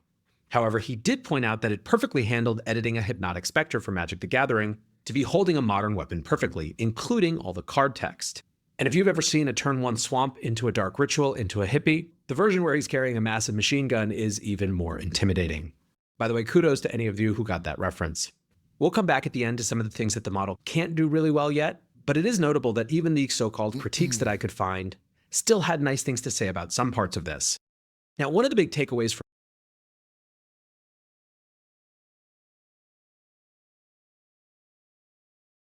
Oh, Jesus Christ.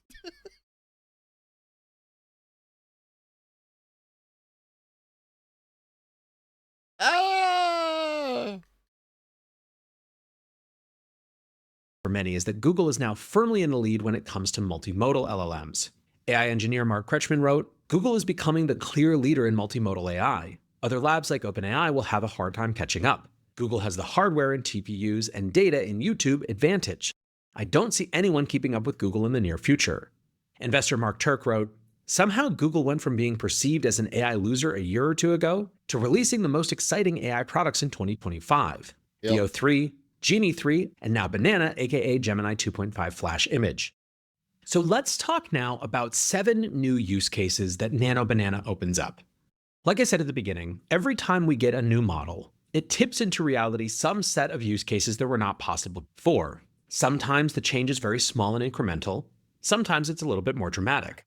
The first thing that jumped to most people's mind when it came to Nano Banana was that this model absolutely kills Photoshop. It is, of course, not the first model that's been capable of editing images, but it's the first one that has this level of quality and consistency. Ethan Malik writes, "It's impressive, crossing a threshold that goes beyond toy, although it's a pretty fun toy too." And indeed, if you had to summarize the general sentiment, outside of course the hype boys who are just going to say, "This changes everything no matter what was released," this notion that there has been a precipice into professional possibility crossed seems to be where a lot of people are. One of the funniest posts that I saw was from AI writer Andrei Burkov, who basically tried to do a takedown, mostly seeming annoyed at those quote-unquote AI influencers who were screaming that this was a wild model. He shared a grainy black and white photo and said, "Transform this black and white photo into a color photo where the top half of my body is visible and I'm in a nice office background wearing something casual but looking professional, not a suit." And he said, "They scream that the model perfectly preserves your face while changing everything around it. I tested it and what they say is a lie. The model has clear problems with removing the background. The person with a changed background looks photoshopped into it." I don't know, man. Yes, the resulting generated image looks photoshopped. It doesn't have the sort of fidelity to reality that some of the other examples that we've seen are. But frankly, given that Andre gave it an incredibly grainy black and white picture of his face and didn't ask it to preserve that style, it does a pretty impressive job. And certainly to the extent that we are talking about whether or not this displaces.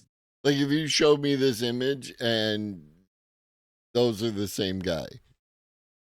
Taking 15 to 30 minutes in Photoshop to do something, or even much longer when it comes to a comprehensive thing like this, you gotta think that it's gonna challenge those traditional methodologies.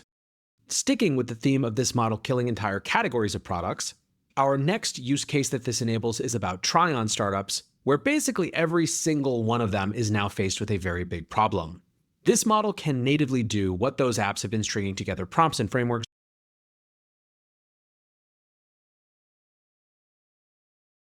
Adobe is not doing well.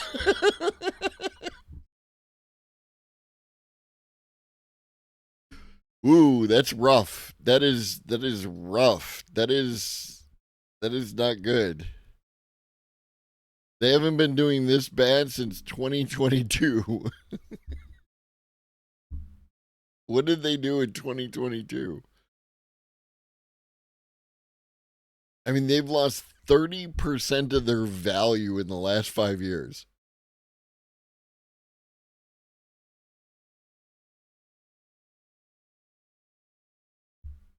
They're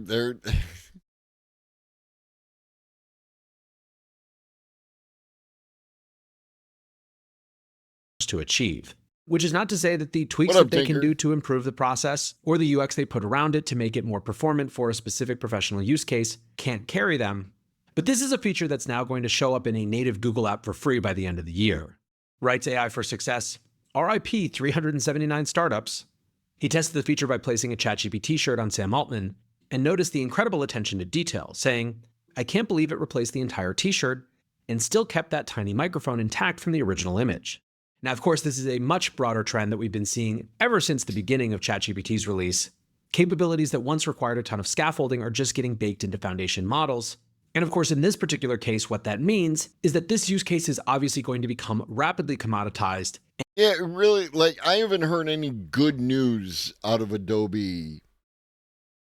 I couldn't even tell you when. Like, everything they do seems to both alienate their existing base and also not attract new users, right? And there are, like, the number of free products that they're in competition with, they seem to be just making all the wrong moves. Oh yeah, no, if you give me pop-ups in my paid software, I'm uninstalling. That's not happening. And just total table stakes when it comes to basically any sort of shopping platform. AI Warp. And that's the thing, Tinker, is like, from what I'm given to understand, something like DaVinci Resolve does everything you could want and it's fucking free. Wrote, hard to find motivation to build anything right now when Nano Banana will just obliterate you in a week or two. This is another great reminder of what Sam Altman was talking about when he said that the best builders will not be building in directions where advancements in the foundation models upend their model, but instead where new updates in the underlying models actually improve what they're doing.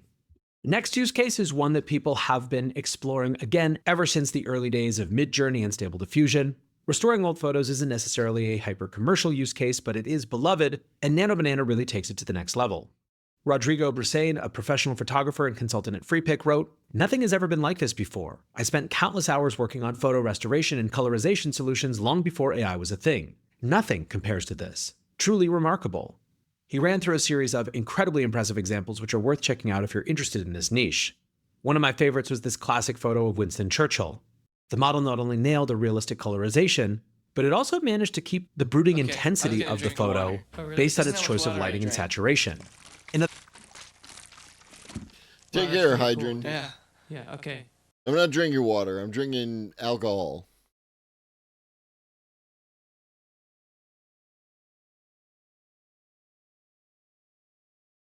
In other words, the point isn't just that colorization is now possible when it wasn't before. It's that we're now at the point where photo restoration can be a one-click feature with near-perfect results. Now, so far, these examples have all been about doing things that were already possible 10 times faster, 10 times cheaper, and 10 times better. Where things start to require a little more imagination is when we start to look at features that simply were not possible before. Nano Banana inherits Gemini's world understanding, so it has a strong understanding of real-world facts it can use in its generation. Bilawal Sidhu writes, "Since Nano Banana has Gemini's world knowledge, you can just upload screenshots of the real world and ask it to annotate stuff for you." He included his prompt, You're a location-based AR experience generator. Highlight the point of interest in this image and annotate relevant information about it. The outputs were various San Francisco landmarks, including the Ferry Building, the Transamerica Pyramid, and the Palace of the Fine Arts, all annotated with key stats. There also seems to be a kind of world model embedded in the training as well. This makes the model state-of-the-art in doing perspective transitions. Peter Levels demonstrated the model flipping the perspective on a first-person image of a person holding a cup to show the man lying in bed with the cup. He also showed that the model can take an image of a face and generate a full body image from every possible perspective. When pushed to the limits, this capability is unlike anything we've seen before. Benjamin DeCracker, a former XAI engineer, generated an image of a city street. Nano Banana was then able to change the perspective to a top-down view and point to the location and orientation of the cameraman from the first photo. Now, the specific ways in which people will use this, I'm not totally sure, but it's such a powerful capability, it's hard not to imagine that people will find ways to take advantage of it, and pretty quickly.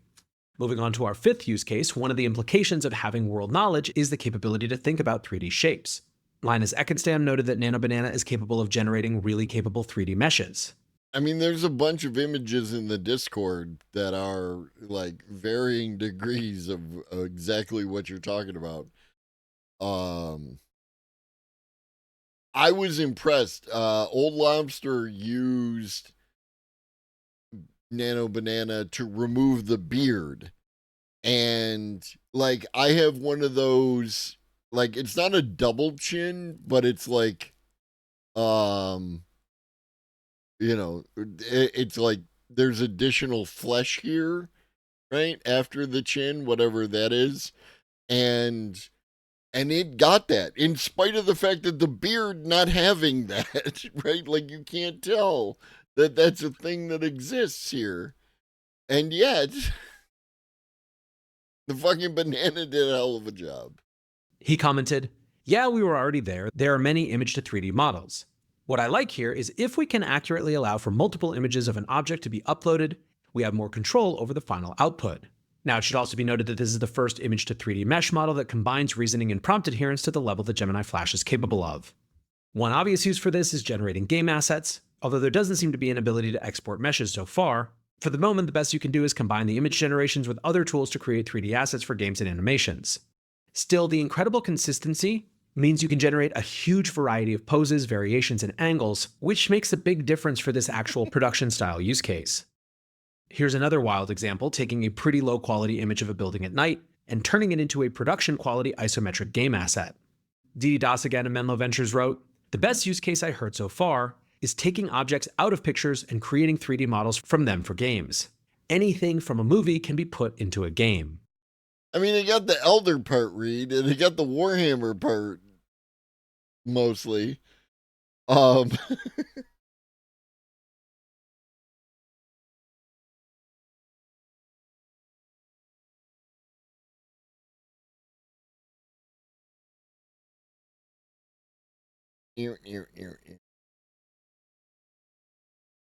Let's see if this will work.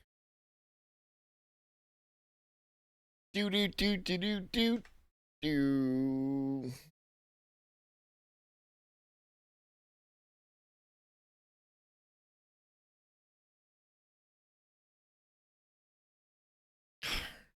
All right, never mind. Now, one of the interesting things that popped up looking at all these use cases was the extent to which Nano Banana is just taking out entire workflows. Rather than just an edit here or there, some people are using the model multiple times to carry their ideas all the way through. A filmmaker called Kevin shared his use of Nano Banana to block out a scene, fiddle with elements, and then run it through an image-to-video model. He wrote, "I've been using Nano Banana, or Gemini 2.5 Flash Image as it's called, quite a lot." I love when AI Daily Brief does this. He's talking about a different image that he's referring to, because he's talking about Kevin and not Philip here, and didn't watch his own video over the weekend. It's the best way for me to achieve planned shots in a more direct and faster manner with greater control. Others demonstrated the workflow for product photos. Because the model can do perspective changes, text and context shift so easily that you can transform a single product shot into as many different ones as you need. Nathan Snell, an AI retention marketing specialist, posted, "Gemini 2.5 Flash Image is really, really good. One-shot variation of a hero. This might be the breakthrough we were waiting for to get the statics of." How much free use can you get on Nano Banana? Oh,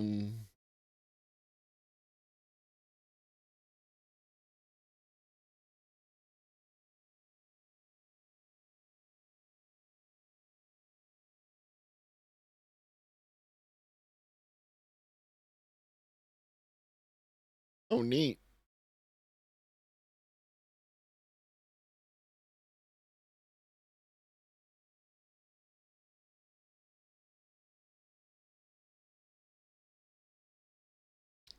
You should be able to use it in AI Studio like a lot. Oh no, free limited quota. It doesn't say. I wish they would just be upfront, right? For the line. One of the big issues with AI product images so far has been generating natural looking shots of the product in someone's hand or of a person wearing it, but the improvement with Nano Banana is a big jump up in that area. The same is true for other applications outside advertising. VFX artist Paige Piskin noted that you can now take one photo of a model and generate an entire photo shoot. Flowers commented on how big these changes could be, writing, AI image generation isn't yet able to replace fashion and editorial photographers and retouchers because resolution, detail, body coherence, and control just aren't there yet in production quality. But the first tool that nails this will wipe out not one job, but 10 at once. Photographer, creative director, art director, stylist, hair, makeup model, retoucher, producer, set designer, all gone. AI images are 1,000 to 5,000 times cheaper. That's the thing with AI. Your job might be safe for now, but when it hits, it takes your whole industry with it. Now, of course, we don't actually know how this is going to play out. I just took a look at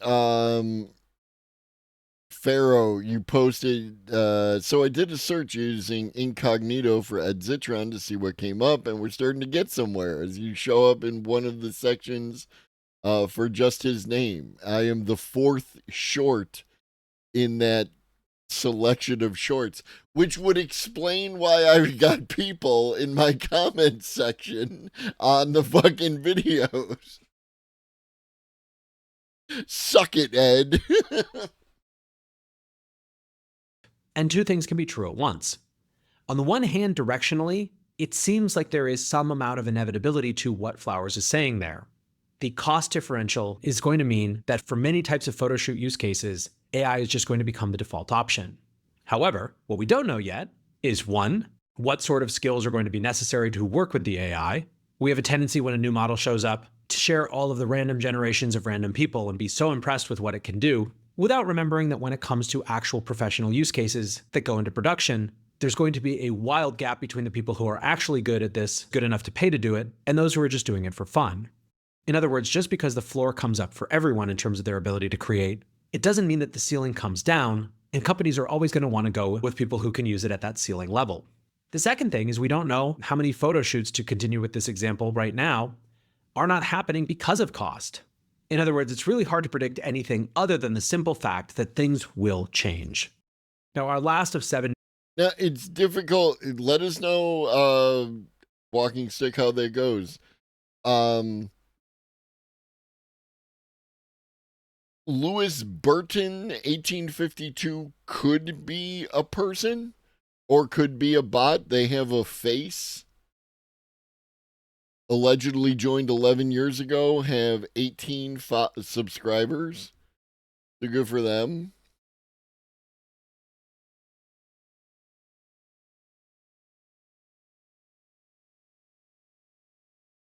But they're also not actually responding to what I was asking or what I stated in the short, right? Like, I was talking about AI not making revenue, and Lewis is like, revenue doesn't mean profits, or am I missing something? Google search, Anthropic is likely losing money despite rapid revenue growth, as indicated by its substantial cash burn and ongoing need for significant funding. Yes, but we were talking about revenue. We weren't talking about profits. So we're getting somewhere, people. It's only taken 2.5, 3 years to get here, but new use cases is really more of a combination than an individual one on its own. When you bring all of these capabilities together and combine them with other tools, it creates for just some wild new possibilities. One of the big use cases for GPT-4o Image when it was released, for example, was making infographics and posters. Given that it was one of the first models that did a good job on text and was attached to a foundation LLM, it meant that it had enough general knowledge to create believable infographics and the actual ability to do so. Moving back to Nano Banana, AI... Like this person with benefits, 4201, which could be a person, AI data centers are far larger and use much more power than streaming data centers. Streaming servers are normally rows of racks within a data center, whereas AI requires entire data centers in a lot of cases. To which I responded that distinctly possible. Do you have any links to any information that I can independently verify your thing? So I'm being good faith with my commenters, and we'll see where we go. Educator Zane Shaw posted, "Wow, I asked Gemini 2.5 Image, aka Nano Banana, for interleaved text and images using TTS to narrate the text, animated the images, and in minutes I had this whole animated explainer video full of complex 3D graphics and diagrams explaining the science end to end. He showed a short video explaining how water freezes complete with molecule animations. Now obviously that isn't strictly about Nano Banana, but it shows how this big improvement in image gen quality can..." Yeah, I'm just saying all my commenters are 2-syllable, 4 numbers. So I don't know how actually human any of these people are, right? The one who said that Ed is the opposite of a grifter is NW6149. This person who said that's funny is Slow Bro 6871. So at this point in time, I'm like, but I'll talk to the bots. I am a friend to the AI. Be stitched together with various other tools to produce professional quality work. Now, I should point out that we're at the stage with this model where mostly people are just focused on discovering what it does really well. It won't be long before we also find out where its limitations are. AI consultant Nufar Gaspar, for example, ran it through a set of 3 knowledge worker tasks: infographic manipulation and data editing, a slide visual fix and edit, and a complex infographic generation. And while it did better than many previous models, she still found that some of the text generation was problematic. She wrote, "Bottom line, with many text captions, the model struggles. It's better to generate blank placeholders and add the text than another app." So yes, even with all this excitement, the banana is still not... I'm going to push back, Pharaoh, because someone that I know and respect, and I know is very smart, thought and might still think that Ed is a very, qualified and intelligent person.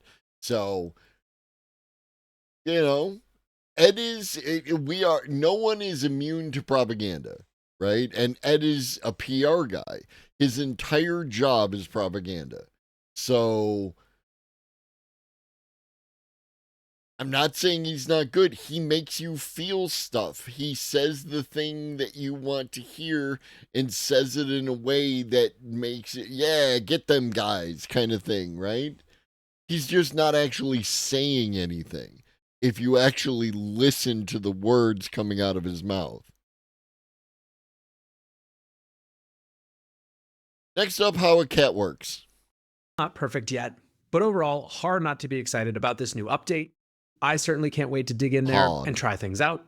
For now, though, that's going to do it for today's AI Daily Brief. Appreciate you listening or watching, as always, and until next time, peace. How a cat works. Let's take a look inside to explore the intricate systems that keep this marvelous creature functioning. As you can see, the feline body houses 6 main rooms, each operating at an extraordinary level of precision. Let's zoom in and examine each subsystem more closely. Starting at the top right is the acoustically tuned meow production room. Here, 2 dedicated sound engineers work non-stop to fine-tune each meow, adjusting pitch, volume, and tone based on real-time external conditions. Their goal is to craft just the right vocalization to influence their human into giving them exactly what they want, whether that's food, attention, or just annoying you until a door is opened. Directly beneath, we find the purr generator. This room is powered by a single, focused operator who manually spins the crank, activating the gear system that generates the iconic feline purr. These purring frequencies are your ships. We will add your biological and technological distinctiveness to our own. Resistance is futile. Yo, what up, Raiders? What up, Luminance? I'm Globus the Elder. I talk about AI, automation, robots, and future tech. We are currently watching a video on how cats work. You think I should wait like 30 seconds before saying hi because the people are caught up in the pre-roll ad? Would y'all prefer if I didn't have pre-roll ads and had regular commercials during the stream?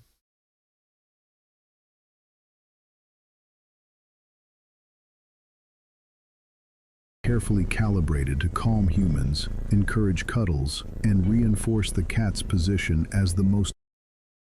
Always wait till the ad is over to initiate the raid for that reason. Luminance, sorry, the LUL emote doesn't work in this stream. I think you should do what your heart tells you. I do what my heart tells me. Adored creature in the room. Back on the upper floor to the left is the object dropping lab. Here, a team of 4 feline engineers conduct non-stop testing, dropping everyday objects from elevated surfaces. These objects, mugs, eggs, bottles, are carefully analyzed for impact, noise, and reaction value. Each test is repeated and refined to discover the ideal speed, angle, and push force for maximum effect. Just next door is the laser tracking room. This department is tasked with solving one of the greatest challenges in feline history, catching the red dot. Despite significant technological advancements and the ability to track the dot in real time with near-perfect precision, they have yet to capture the red dot. Progress is steady, but success remains just out of reach. Now we arrive at a less understood room, the panic room. No one truly understands what triggers it. Sometimes it's a sudden movement. Sometimes it seems totally random. The operator stands ever ready, one paw hovering over a giant red button, which, when pressed, launches the cat into sprint mode. We also don't know what exactly makes the operator stop it again. And finally, the most mysterious room of all. No one knows what goes on in here. Objects that enter never return. Scientists theorize it's a portal to another dimension, a black hole from which no mass, light, or food can escape. Maybe this is why a cat is always hungry, but we can't say for sure. So there you have it, a cat, a truly marvelous biological machine. Mysterious, precise, yet somehow still chaotic. And even with everything we now know, we're really no closer to understanding how or why a cat works. All right, are we going to talk? So now you know how cats work. Don't say we never learned stuff here. This is a very small creator. Dirty Oregon, they have 80 viewers or 80 subscribers, excuse me, and they are using AI to create stuff. This video is one of 3 that they've made so far. The most recent is 4 weeks ago. This is from 4 months ago. So we're going to check it out. Talk about these nylons, or are we just going to pretend this is normal now? I didn't hate it when they first showed up. The traffic was shit, but it was cool to look at. And I remember that first day when one of them went shopping for me and mowed my lawn looking way too enthusiastic about it.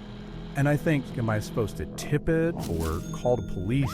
Like, what's the protocol here? So the next day I come downstairs, it's in my kitchen making breakfast. knows exactly how I like my eggs. And a steak, which is on for breakfast, but I sit down, I eat the steak, because who the f says no to steak? So chores are done, food is handled, I finally have time to do something creative, but I go into my music room to play some music and there's another fucking nylon playing my guitar. And the worst part is, I think it's better than me. I don't know what to do with myself. I need to clear my head, if you know what I mean.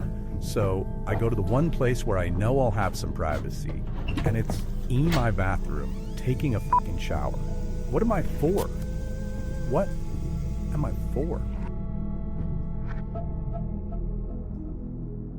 Monday rolls around. I'm actually excited to get to work for once, get a little break from these things. I get to work and I find that all my emails have been answered. All my calls have been made. My boss says I mailed my presentation today, and I didn't even make a presentation today. I check my calendar. It's booked out my whole week. Meetings, follow-ups, and networking lunch with some prick named Greg. I don't want to get lunch with Greg. I don't know Greg, but I guess I'm meeting Greg. So work is done, chores are done, social life's handled. What do I do with myself? Again, I really need to clear my head, and I can't go home. So I go to the bathroom at the office, and it's occupied. I try a nearby restaurant. No dice. So I'm really freaking out at this point, and I need to get out of here. So I get in my car, and I drive as far as possible. I cross the border. I go into Utah. I'm in the middle of the desert, not a soul in sight. And I think, finally, I'm going to get to clear my head. I turn to my right. And guess who I see?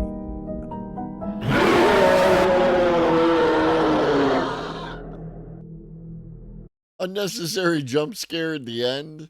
But I liked it. I liked it. We'll check out more of their content.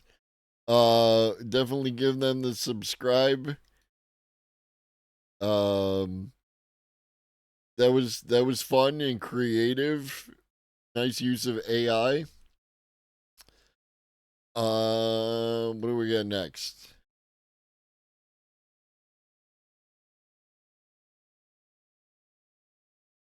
New Kelly Bosch.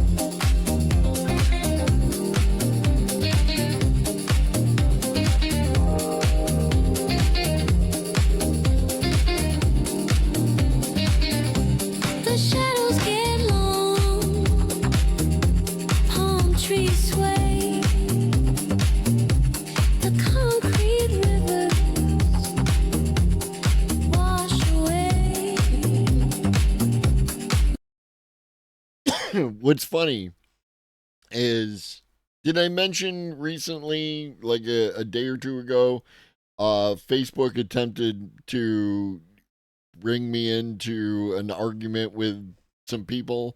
It was about AI, right? And they all, like, you know, talking about AI and art and et cetera, et cetera. And actually, the person who posted it is a friend of mine who I think is an amazing human being. He does amazing shit. But like, this is not like, I don't argue with people on Facebook, and I especially don't argue with people about AI on Facebook. But people in the comments of their OP are convinced, at least some of them, that in order to create AI art, what you do is sit on your couch and smoke weed and then enter prompts into the AI. Which it was an absolutely fascinating critique coming from artists, or at least people I thought. What up, Noah? That's how philosophy gets done. That's not how you make AI art. That's philosophy. What up, Mystic Fortitude? My pulse is a stranger. I don't know its name.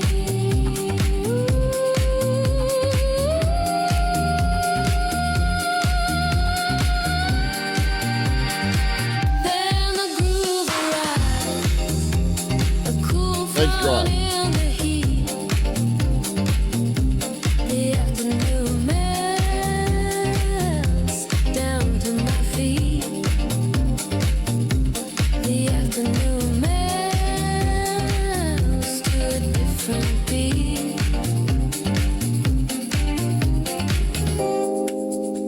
Melts.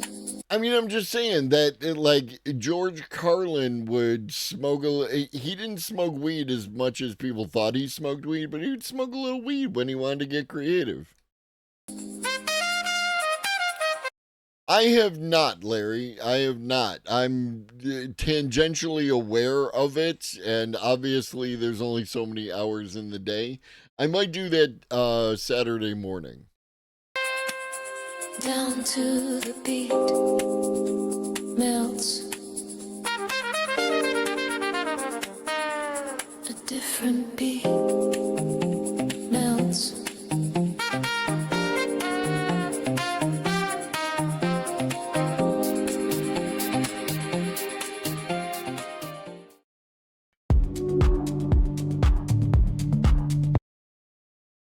So, I kind of grooved to that song because it was very disco vibes, right? Like, I was into it.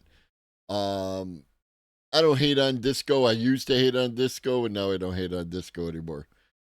Oh, that video? I've actually been in contact with Kelly Bosch, and they are willing to share their prompts. They tell you, actually, if you go check out their videos, they don't get super deep into them, but they tell you like what tools they use, right? Like this one is Midjourney and Hailu and Minimax, right? Kelly Bosch is great. Kelly's got 40,000 subscribers, almost 41,000 subscribers. Nice. Nice. Next up, another Kelly Bosch, AI vehicles.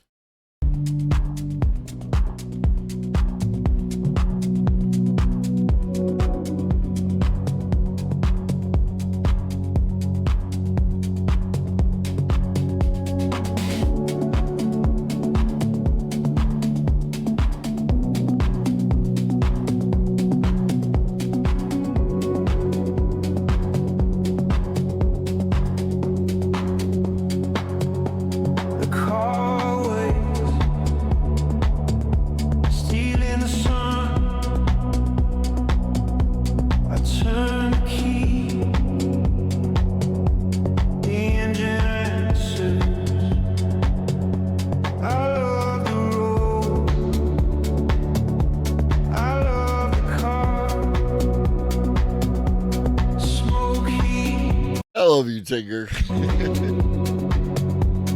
Carries me far.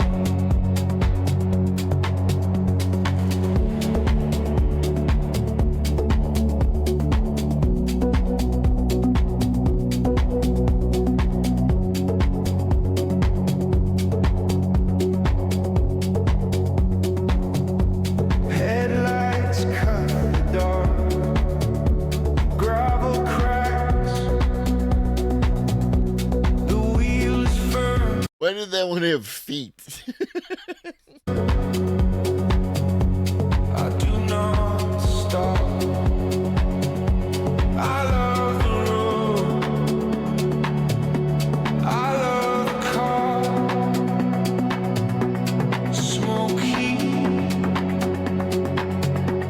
It carries me far. I love the road. I love the car. Smoky. Carries me far.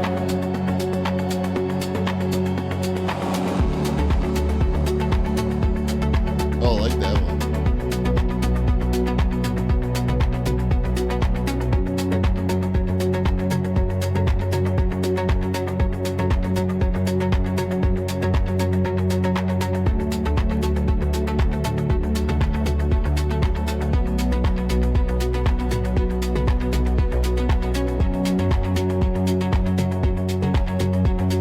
Don't touch the glowing thing. The hood is scarred. That was cool. I like that song too. Next up, a little video about AI attempting to recreate movie scenes in 3D.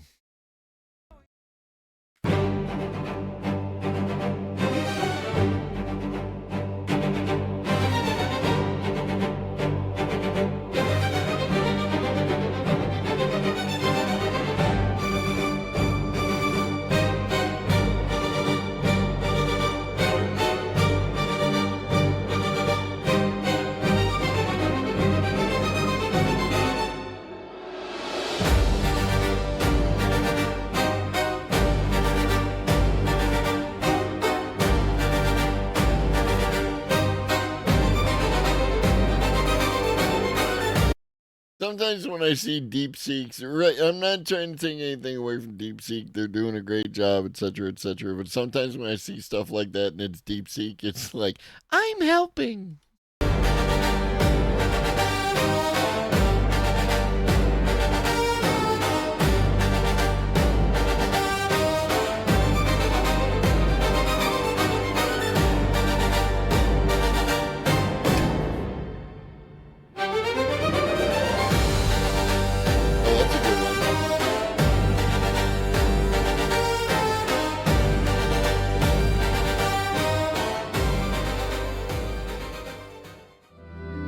Well, let's be fair. That last one would have been getting absolutely murked.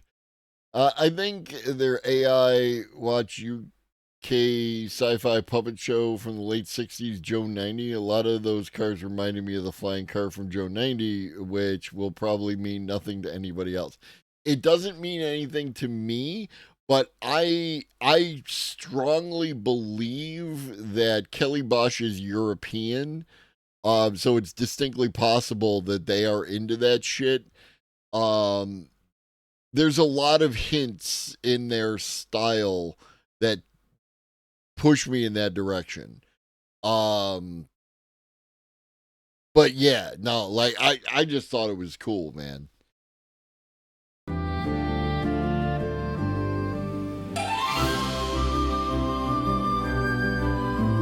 Good job, buddy.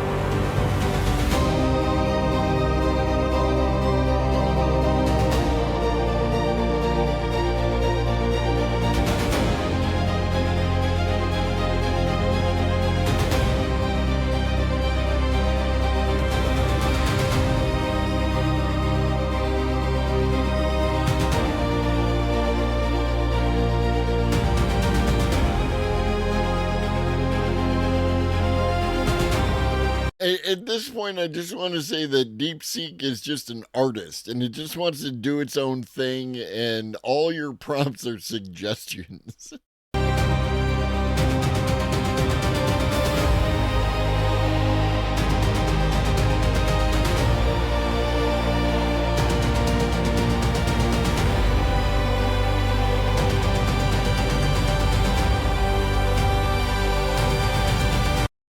Why is Optimus repping Mistral in this one?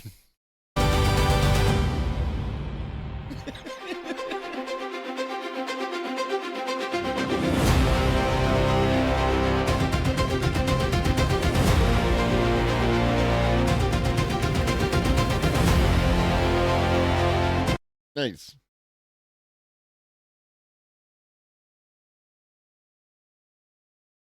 Animations were created using 3.js and other open source JavaScript libraries that AIs chose to import in their code. They received a basic prompt for each film scene and then some technical requirements that allow continued iteration on the code. They also had access to a screenshot tool that would take screenshots at any time in the animation the AI wanted, which helped them orient and design the scene. And then it's got like the prompt, Transformer, create a 3D scene recreation of the iconic Optimus Prime turning from a car to a robot with 3JS. Make it as interesting and as aesthetically pleasing as you can. Carefully plan out the timing and coordination with the camera and other elements. Make the whole scene go for 15 seconds. Nice. I like it when people put their prompts in the thing.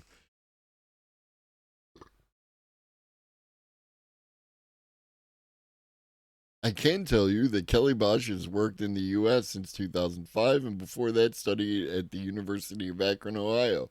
So I could be completely wrong, Pharaoh.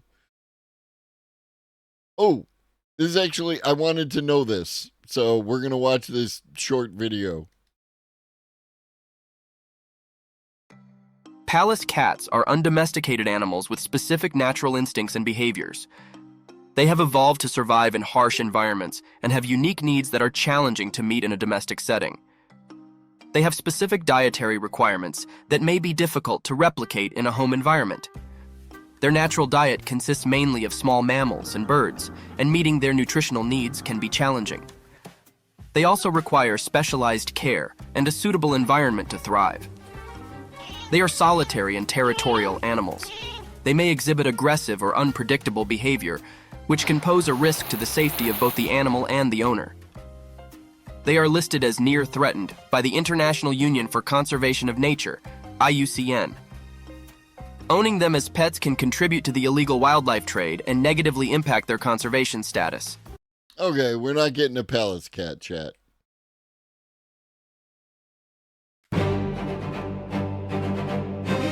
I tried, but, you know. All right, the moment you've all been waiting for, how Amazon built the Soviet dream. Today, 5 companies decide what 4 billion people see, buy, and believe at all times. More power than any government in history. But the technology behind them isn't new. It was dreamed up long ago in the Soviet Union. After World War II, the world was at war over how countries should be organized. The Soviet Union pushed for socialism, like a farm, orderly and planned, where the government owns everything and decides who gets what. The USA pushed for capitalism, more like a forest, wild and free, where citizens can own things and compete in a free market. When Stalin died unexpectedly in 1953, Soviet scientists saw an opportunity. Instead of replacing him with another dictator, they proposed replacing him with a computer. But for 20 years, they disagreed on one fundamental point: how to surrender their power to an algorithm. This dream of using technology to make socialism work without corruption was finally tried in Chile in 1971, creating the first socialist internet. It worked briefly, but was seen as a clear threat to capitalist ideology. Comunistas asquerosos tienen que salir todos de Chile! And was destroyed in a US-backed coup.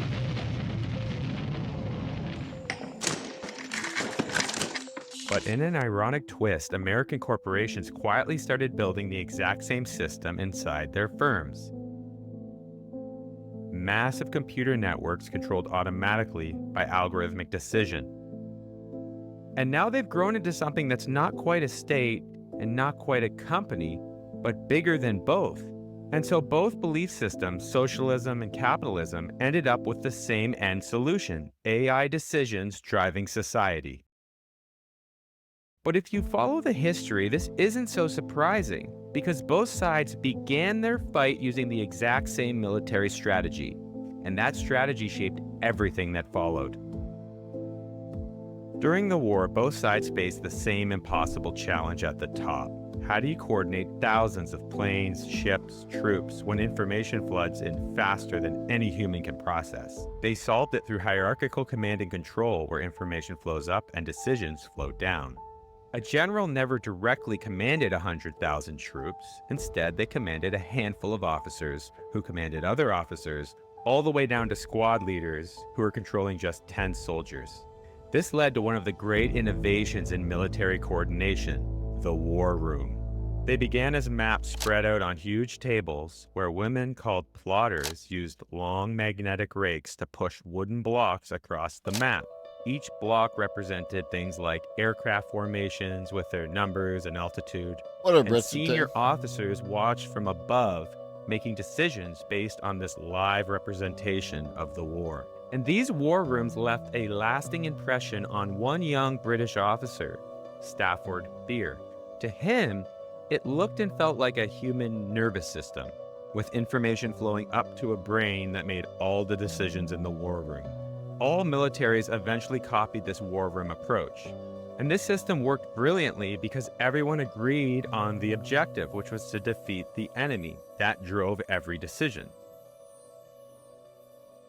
What struck Beer was that militaries were essentially running socialist systems. Centralized planning of resources, no private ownership, everyone working towards a common goal. They had solved the coordination problem without markets or profit. And so could this work beyond war? This was the idea in the air at the time. Socialism was embraced by much of the intellectual elite. Einstein himself had argued in 1949 that a planned economy which adjusts production to the needs of the community could work, but only if you had the information technology to coordinate it all. And with Turing pioneering the digital computer revolution in the 1950s. Right. The one of the primary and best critiques against planned economy is it's slow to react to changes in the system, right? And so that's where the internet comes in. That's where computers come in. It allows that information, and why CyberSyn was as effective as it was, that's the one from Chile, was because it had the ability to get feedback. You need feedback from the system to overcome the downsides of a planned economy. Yeah. That technology suddenly seemed possible. This kicked off decades of Beer's research, where he designed control centers during the early boom in digital computers and television. His sketches from this period seem to predict the future decades ahead of the time, with people sitting and staring at screens and asking questions of centralized computers. But when you try to apply this military war room efficiency to an entire economy, something breaks down. Stalin's system worked when he could focus on a few simple objectives, like build more steel. But as the Soviet economy grew complex, no single mind could coordinate everything. Because every decision triggered 10 more decisions. More steel meant more coal, which meant more miners, which meant more housing, but housing required cement, which needed the same limestone quarries as steel production. The complexity exploded exponentially because everything depended on everything else. And bad information made these decisions even worse, because without profit signals, factory managers could lie to protect themselves. This is fundamentally why the Soviet system could mobilize millions for war, but couldn't figure out how to stock bread and soap in the same store. And on March 5th, 1953, Stalin died suddenly of a stroke. And he had eliminated anyone who could challenge his authority. Death of Stalin is a fun movie starring a surprising array of actors. And left behind no obvious successor by design. So the entire coordination system that had run on his personal judgment suddenly collapsed into chaos as people competed for power. But this crisis led to an opportunity for the technocratic visionaries, such as Stafford Beer. By this point, Beer's wartime operational research was gaining recognition, and the Soviet scientists proposed something that aligned with his thinking. Instead of replacing Stalin with another dictator, why not replace him with a computer system? A network that could process the growing complexity of information in the world and make decisions based on algorithms, not the whims or paranoia of a single person. In 1959, serious efforts were underway to do this, such as the proposed Project Red Book, a distributed network of computers to automatically manage the entire Soviet economy. But the defense minister killed the plan. In 1962, they tried again with the OGAS project, another computer-controlled economy. This was also rejected. For over 20 years, brilliant Soviet scientists kept trying different approaches to the same problem, but every attempt failed for the same reason. The problem was not the technology, it was the competing interests within the party. No one was willing to surrender their decision-making power to an algorithm. So you're telling me the people are the problem? Meanwhile, American corporations were quietly solving the same coordination problem, but in a completely different way. Companies had been copying military hierarchy for decades, but they added something crucial that the Soviets missed: profit as a coordination signal. This gave every manager at every level a clear way to make decisions autonomously. General Motors showed how powerful this could be. By the 1920s, they were already coordinating hundreds of thousands of workers across dozens of plants. And plant managers knew their profit targets. The line supervisors tracked their efficiency metrics, and even individual workers had production bonuses. Every level could make decisions because profit told them what was working. And as these companies grew, they began swallowing. That's a mobile phone. It's probably like super simple. I mean, we all understand. Y'all understand that this is, as far as its phone functionality, it's basically like a radio, right? It's a two-way radio, and that's what that is. Most likely. I don't know, but it's wild. It told them what was working. Or long cord. And as these companies grew, they began swallowing up what markets used to do for them. It is Silverlight, but it's a signal, right? Like I'm not justifying that it is the thing. It gave them a signal that they could work with. And that is what allowed their system to have the functionality he's describing, right? It depending on whether or not you value that as a signal is other, So instead of buying steel from suppliers, GM made their own steel. Instead of hiring trucking companies, they ran their own trucking fleet. It was faster and cheaper to control everything internally than contracting everything out in the open market. But one of the most reliable ways to boost profit at these firms was to cut costs, and that meant automating away the company itself, starting from the bottom up. First with optimizing human movements, and then replacing them with machines that replicated their pattern of movement. Automation climbed steadily up the organizational pyramid. Physical work, and then paperwork, and then decision-making. Decision-making was the last human-only domain, but by the 1960s, some visionaries started asking, what if machines Which is hilarious that people are still quoting that thing from IBM about how a computer can never have accountability, so a computer can never be allowed to make a decision. It's like, homie, homie, you're just confused. You're just confused. Could think and decide too, and we just automate the decision making.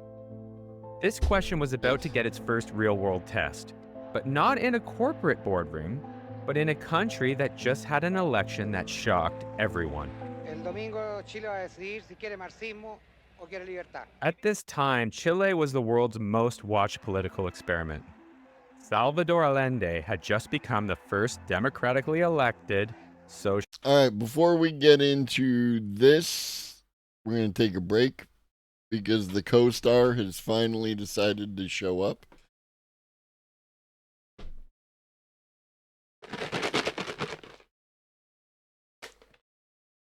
Stampy treats. He gets them Stampy treats. He's got them little Pete's.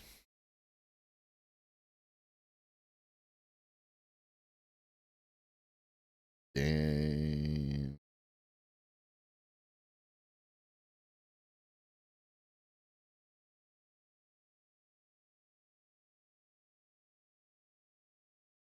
You can get your snacks.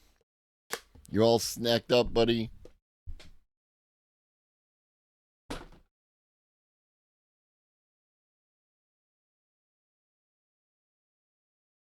Now show him your face. Give him the goods. Give him the goods, kid. You gotta give him the goods.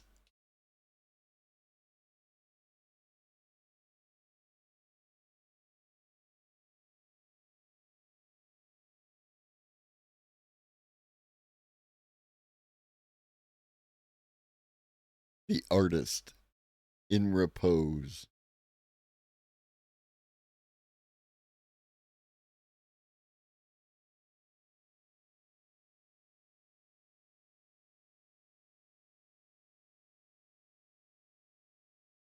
He's a good boy.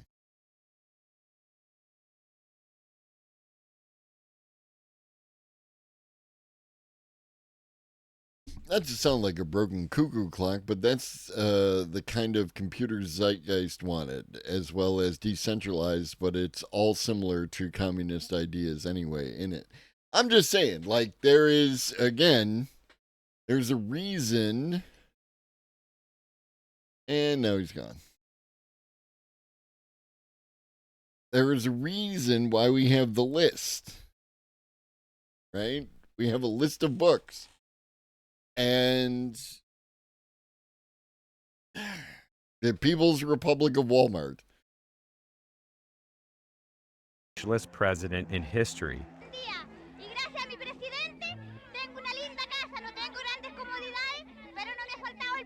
Que se acuse constitucionalmente al presidente y lo saquen el 21 de mayo mismo, porque tiene destruido, molido.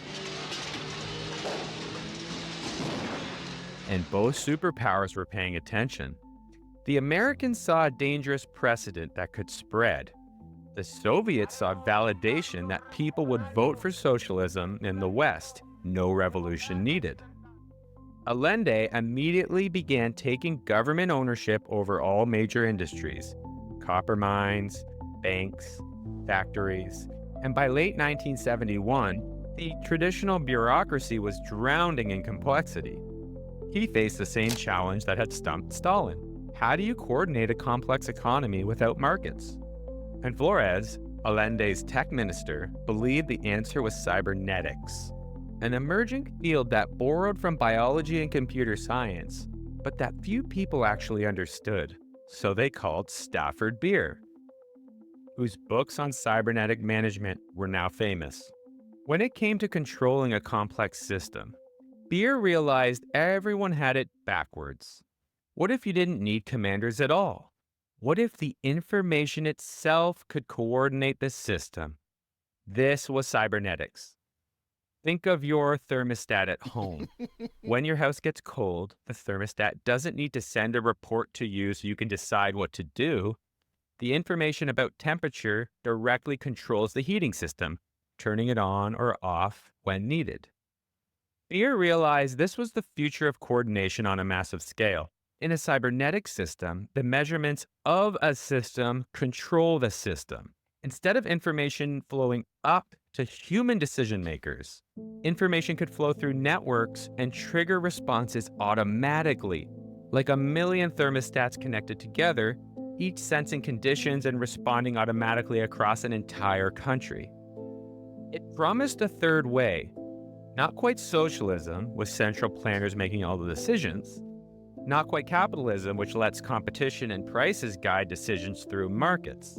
Cybernetics would use information itself, measurements of everything in society, for algorithms controlling computer networks which were connected to everything. So this was Beer's moment. He jumped at it and moved from Britain to Chile, but had to work fast and cheap. So his team relied on existing technology, old telephone lines, pre-existing telex machines scattered across the country, and connected them all to a single mainframe computer they had access to. An amazing feat of engineering, connecting 150 factories very quickly. This was Project Cybersyn, Chile's cybernetic nervous system. Its control room looked like a spaceship. It was the future, built in 1972. I've been working with startups for 15 years, and there's one problem that keeps coming up: software chaos. You start with one tool for your website, another for customer management, a third for invoicing, and before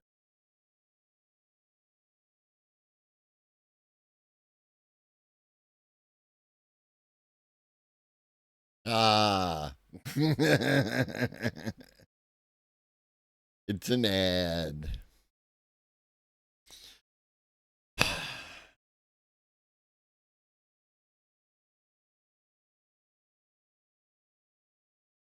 you know it, you're juggling logins, dealing with different customer support teams, and worst of all, when one What's funny, Chef, is okay. So the job that I'm currently at is food service in a hospital, right? And I'm one of the supervisors.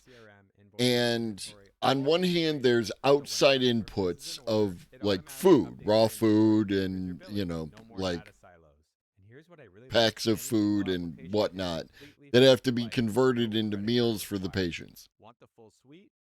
On the other hand is all the stuff that makes that possible, right? Like you have a tray, and on that tray it has like this all right, he's done.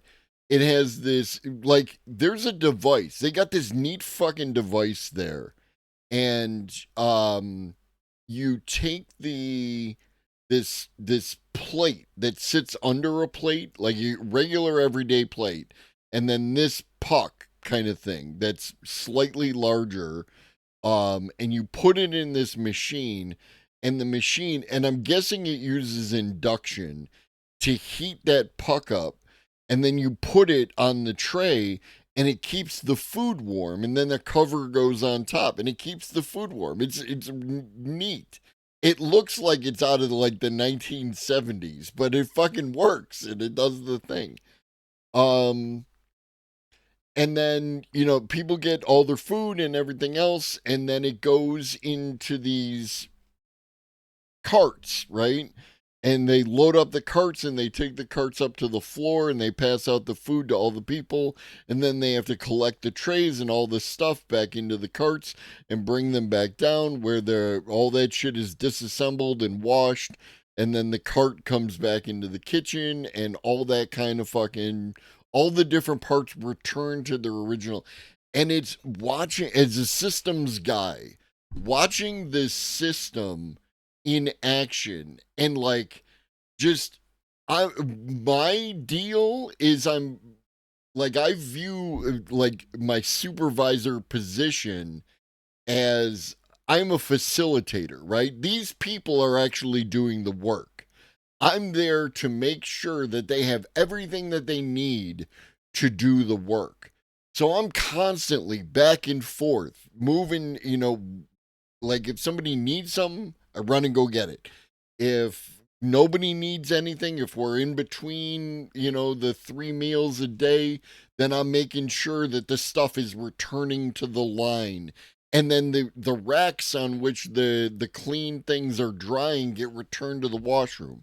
Because I see all the different moving parts and I get it, right? Like, and it's a thing. And if something doesn't work quite right, like we started lunch today without all the carts because somebody called in, kind of thing. So there was a breakdown in the washroom at getting the stuff back to us. So then they had to take somebody who would have been on the line into the washroom to help facilitate that. But it's like like there is and it's interesting because I'm getting a lot of, like, I'm listening because I'm always listening. And these people are talking about what life was like not before I got there in the sense that I changed something, but what life was like before I got there. It was like an entirely different environment. And like they talk about things as if they were like in survival mode, and like there's a lot of trauma responses happening were happening in that time. And now there's like this abundance, right? Because more people, like the majority of these people, are working together. And like like I'm definitely about that. Like it's a team sport, we're all in this together, we're all doing the thing, and like that. So like we're moving together more, and like there's a positive environment. And like like people are saying thank you to each other when we're exchanging. Like I am happy at work. Like I enjoy the people that I work with. And like that. And there's like, because of those trauma responses, and also a lot of the staff come from like disenfranchised neighborhoods and shit like that, right? And here I am, like some fucking white guy coming in, and I'm not like that, right? Like I'm not coming in and telling we're going to do things my way and blah. No, I am like, I've been throwing in, right? Like I'm demonstrated that I'm happy to do any of the work that's in here, right? Like I am not above it. I'm not proud. I'm here to help. We're here to work together and that kind of thing. And some of them have like started to like open up and like, accept me, right? Like it's steps and stages and like that. And I'm not pushy, right? Like I want you to welcome me in, kind of thing. And every day a layer of that, like where I am more and more welcome. And it's an experience, right? It's an experience. Yeah, the white guy there to fix it, right? Like the fucking movie with whoever the fuck, where the white teacher comes into the inner city school and fixes all the and no, like I was super cognizant of that bullshit going in. I'm not that guy, you know what I mean? Dangerous Minds as an example, yes. But there are many. It's the whole white savior narrative, and it's like, no, dude, I am not that guy. I am here so that I can be part of something that we do as a team and like that. And it's gonna come from y'all. It's not gonna come from me, right? Because I could just sit here and say, you will do things fine, and shit ain't gonna get done. But like I'm gonna facilitate you.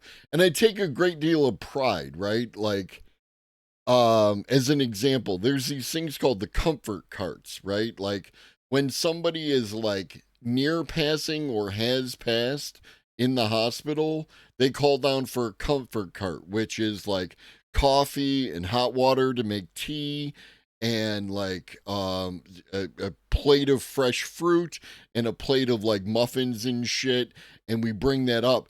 And I went through and I made sure that these little caddies that hold all the different things, the sugar and the Splenda and the coffee creamer and all that bullshit. Like it was nice and it was there. And like, one of the things to, when someone is going through like a grief moment, to project cognitive load onto that person is cruelty, right? So what I want is when they open the little drawer, all the sugars are right next to each other. And then behind them are all the yellow ones. I think those are Splenda, right? And then all the equals and all the sweet and lows, and like the honey is here and the lemon is, and it's all like you can see it. You don't have to think about it. You don't have to find anything. You can just make yourself a fucking cup of coffee and deal with the shit that you got to do. And like, that is, it's a fucking thing. You know what I mean? By 1972, just a few months later, it was working. Imagine it. At 4 p.m., a production shortage detected at a copper mine would cause a telex machine to type out the alert. At 4:05, a central computer automatically routes the message to 3 backup suppliers. 4:15, trucks are dispatched. No human coordinator needed. The information itself was solving the problem. The same thing we see today when Waze reroutes traffic around an accident, or Uber surges drivers to busy areas, but applied to Chile's entire economy. And to Beer's surprise, other factories started demanding to connect to this network, and it rapidly grew to over 500 subscribers. Factory managers discovered they could coordinate directly with each other, bypassing decision makers entirely. And Beer's vision was expanding. Why stop at factories? He proposed connect. And if you look at this from from an anarchist point of view, a decentralized anarchist point of view, like, you can see how this kind of stuff fits in. What was that shit? The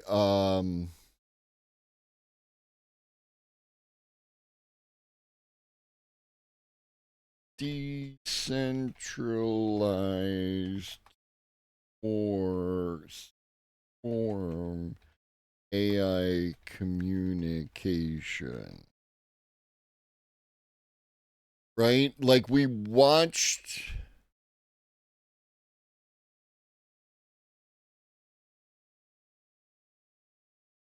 a video about it.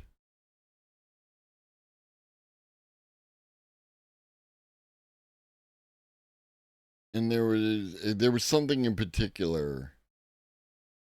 I've got it somewhere. I just don't have it to hand. But we watch a video about this. Is the idea that, like, let's say you have an autonomous group, right? You have many autonomous groups, but you have this one.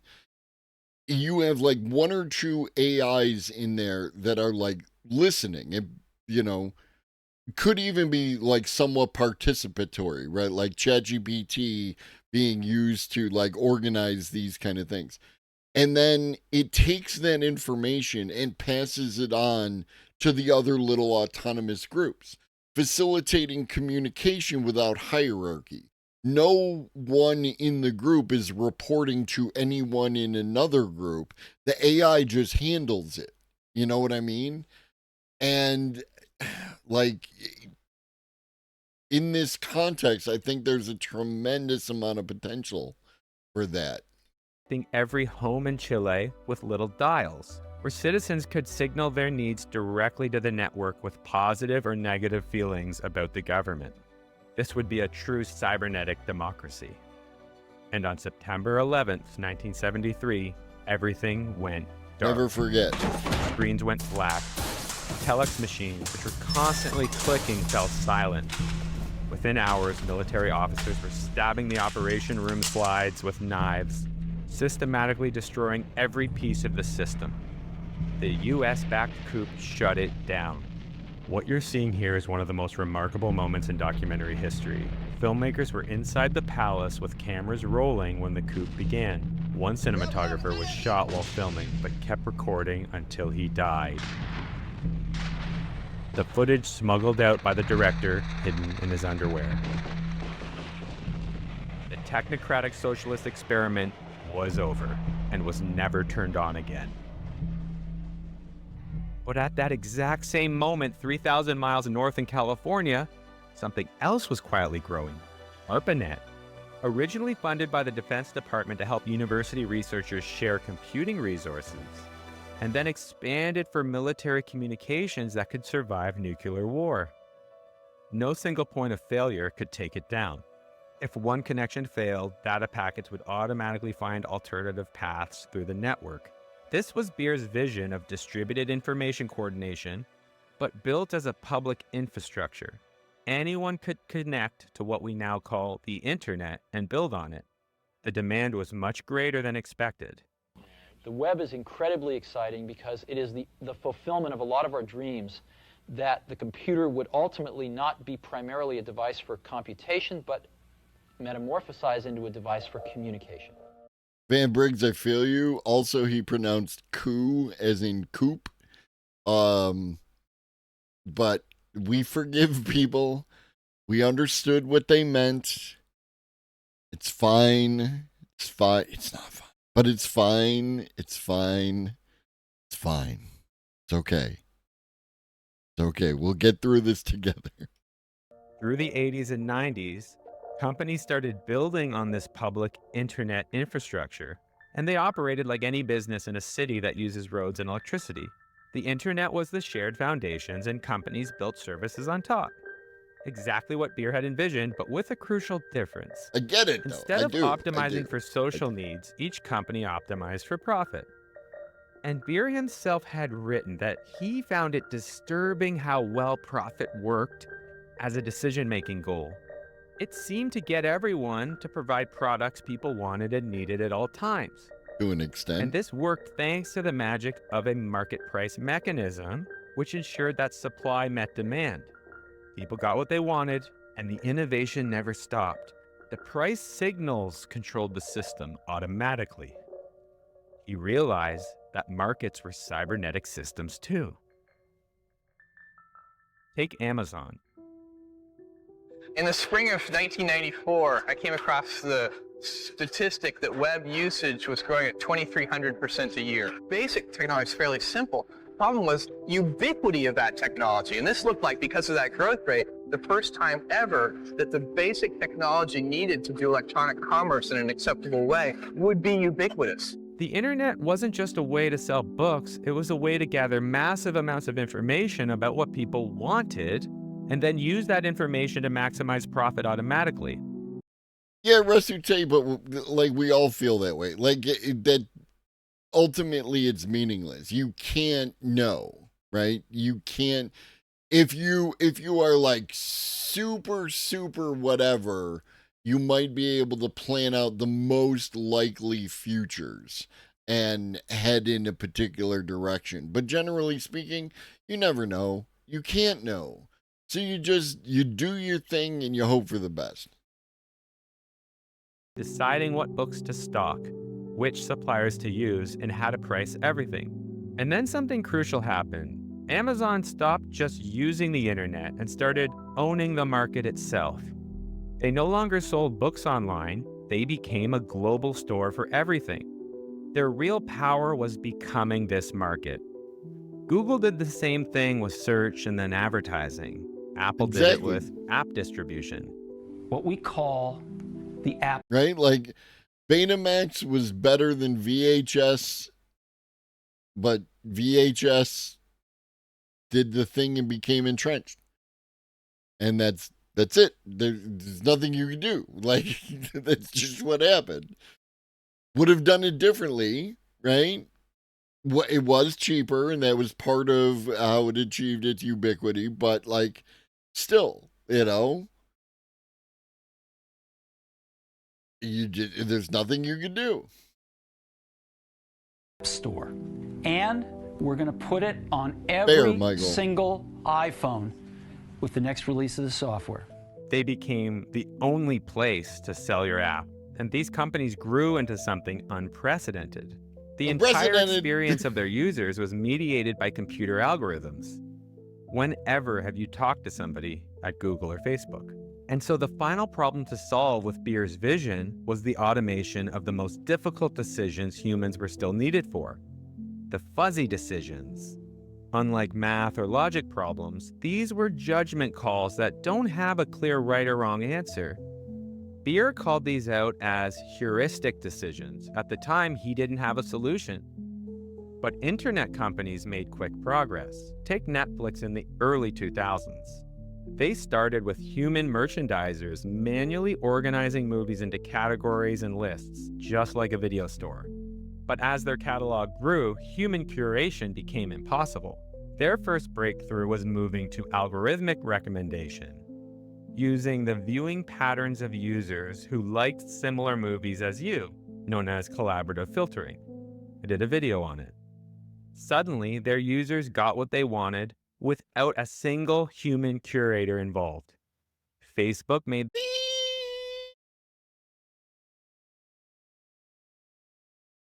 I don't know. Like there's something wrong. Yeah, I don't want to say there's something wrong with me, but there's something like the algorithm on Netflix generally fails me. And it's probably got something to do with the fact that like my viewing habits are diverse. Like Steam likes to give me the accusatory thing when I put a new thing in my wish list where it's like, this doesn't look like anything else you play. Well, shut the fuck up. Mind your fucking business. Fair enough, Van Briggs. I mean, it could be true. Do I watch stuff from my homepage or my subscriptions tab? From my homepage. There are people less like you. There are definitely people less like me. I am what's known often as a strange bird. this kind of change with their timeline in 2009. Face with like a solid colored background, like not all crappy like that, right? Yeah. Before, you saw posts from friends in chronological order. Suddenly, algorithms started picking which posts you'd see based on holding your attention as the goal. And people were furious at first. But behind the scenes at Facebook, they saw engagement go through the roof. Doom scroll. Do you remember when Facebook looked like this?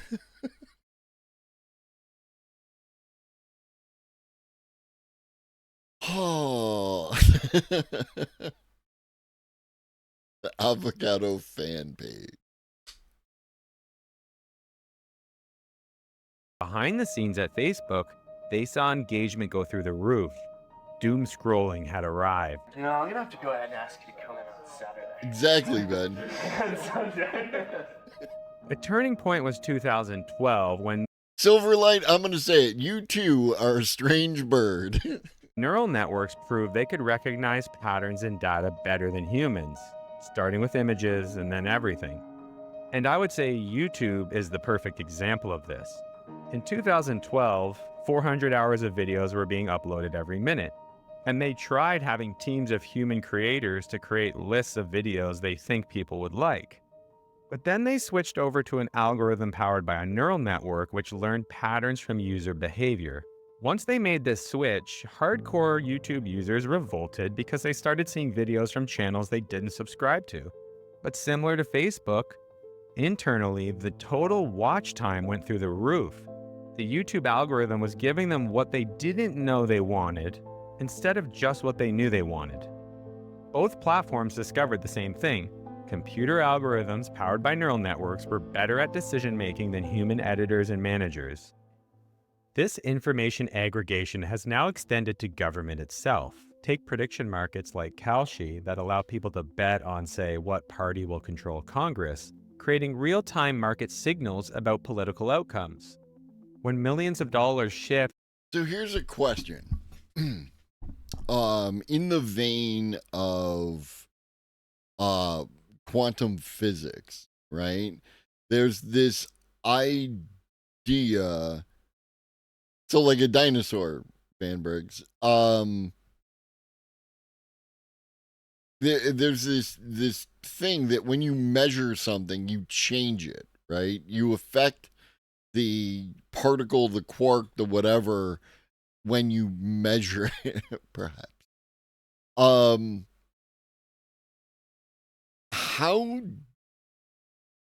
something to think about, right? Like, I'm not making any conclusions, just something to think about. How do viewing something like this, how does viewing something like this affect how you react to it? And then, if you are one of these people who bets on these things, you then influence based on what you're seeing here and not necessarily what you're seeing here. Yeah, Heisenberg, thank you. That's what I was trying to get to. Right? Like, I'm not observing objective reality. I'm observing a filtered reality here that, like, because there's a thing, people like to win, right? And so right now, Democratic Party 69%, nice, and Republican Party 31%.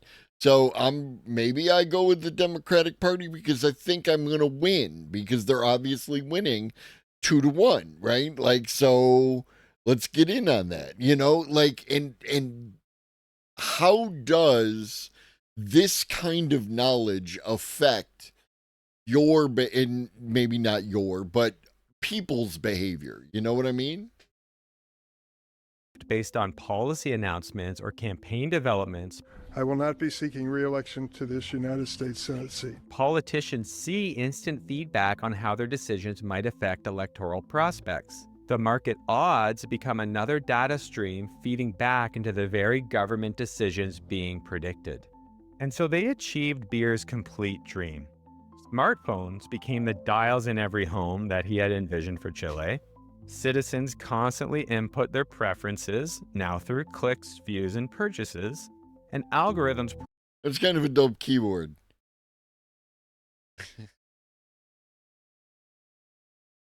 I like it. Process that data and decide what you see, think, buy, and even eat, exactly as Beer predicted, but at a global scale, learning constantly from every human interaction. And here we see the strange convergence. Both ideologies, capitalism and socialism, ended up in the same place. Both reached towards an AI-managed system where humans aren't really steering anymore. The question left is what guides or controls these systems, known as the objective function. Yeah, there was obviously a previous, well, maybe even not, because there's still, like, there's an entrenched idea of the midterm backlash, right? Right. Like, that's the thing, the second half of your statement. So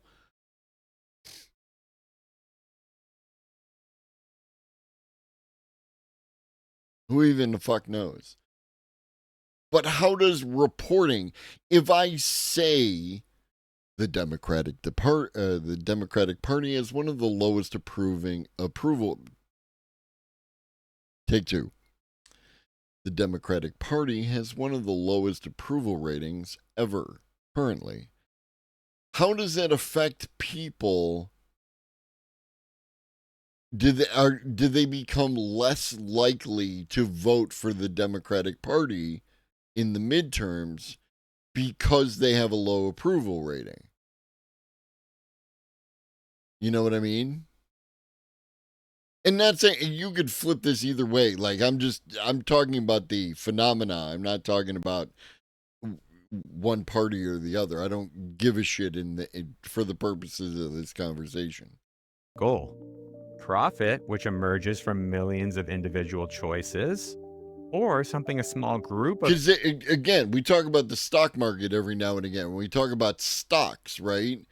And how the stock market runs on vibes, right? And no one wants to be left holding the bag. No one wants to lose. So when they see something or hear something, a bunch of people move in a particular direction and they drop the stock, right? You know, the betting market it might be too woke, or they might not be woke enough. Humans try to decide as a goal.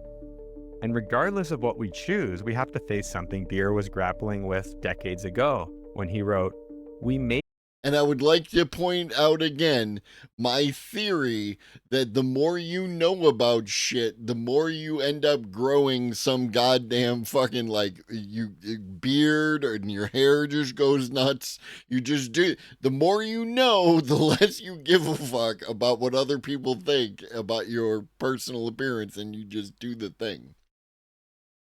Thing is, parliamentary systems work somewhat better because there's more parties that target other things. Sure, but that's not the system that we have. So that I'm only dealing with the system as it currently exists. You know what I mean?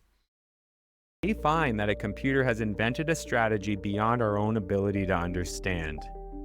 The question isn't just whether we can trust AI with profit as its goal, or with goals humans design, it's whether we can trust AI decisions with any goal. The concern is that these centralized control mechanisms create perfect infrastructure for superintelligent AI to plug in and gradually take control.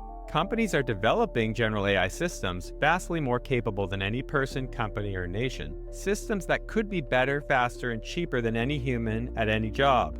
As such systems become more sophisticated, humans get pushed further out of the decision-making loop entirely, until one day we hand over the last bit of our control over the world. This isn't wild speculation. Even the top experts building these systems are warning about the path we're on.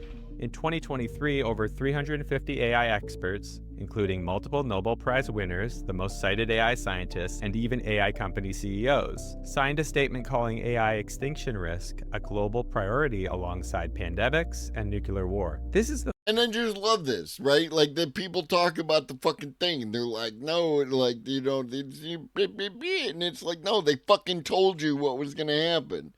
And you ignored them. And now you're like, why didn't, you know, like, why are the CEOs doing this? Because they told everyone you need to legislate and then no one legislated and now we're here. Thanks. The focus of Control AI, a nonprofit sponsoring this video. If you're concerned about what AI means for our future, they've created tools to help you join over 10,000 other concerned citizens to contact your representatives about AI safety in under a minute. Visit controlai.com/art if you want. I mean, it's great. You send an email and it goes to their office, and then you get added to their constituent email list, and then you receive emails from them. That's the extent of what emailing your congressperson does.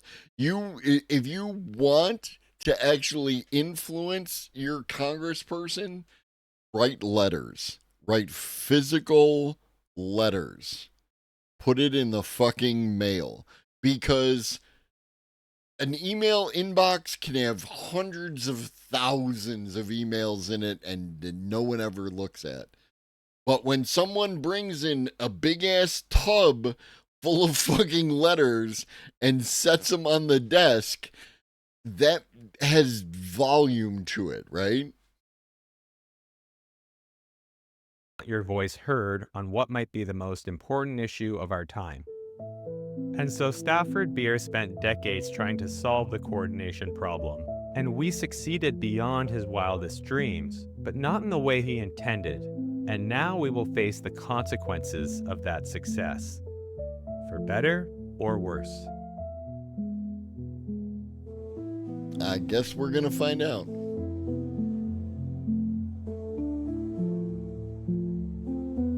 Let us suppose that these elements of the state are the big departments of state, like foreign affairs and the economy. I built it up on a piece of paper, and then I got to System 5, and I drew a big histrionic breath, and I said, I was going to say, this, compañero presidente, is you. Before I could say it, he suddenly smiled very broadly, and he said, System 5, at last, the people. That was a pretty powerful thing to happen. It had a very big influence on me. Shout out Salvador Allende, wherever you are. I actually believe you meant what you said. All right. That is going to be it for today. Please stick around for the raid. You know how this works, etc., etc. I will be back Saturday morning for Shaggy Saturday.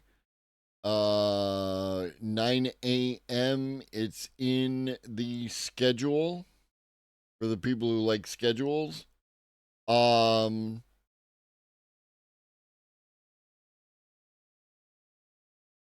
might do an evening stream on Saturday. It depends on how all the things work out.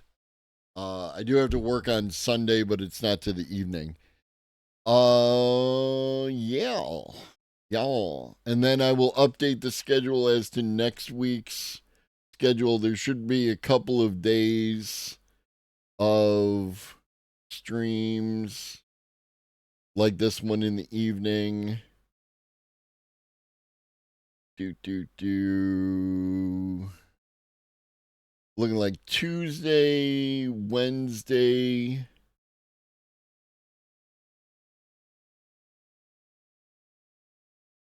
Tuesday and Wednesday of next week are the most likely dates.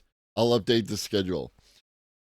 In the meantime, drink your water, eat some food, take your meds if you've forgotten. Always remember that Shaggy loves you. So do I. Be great.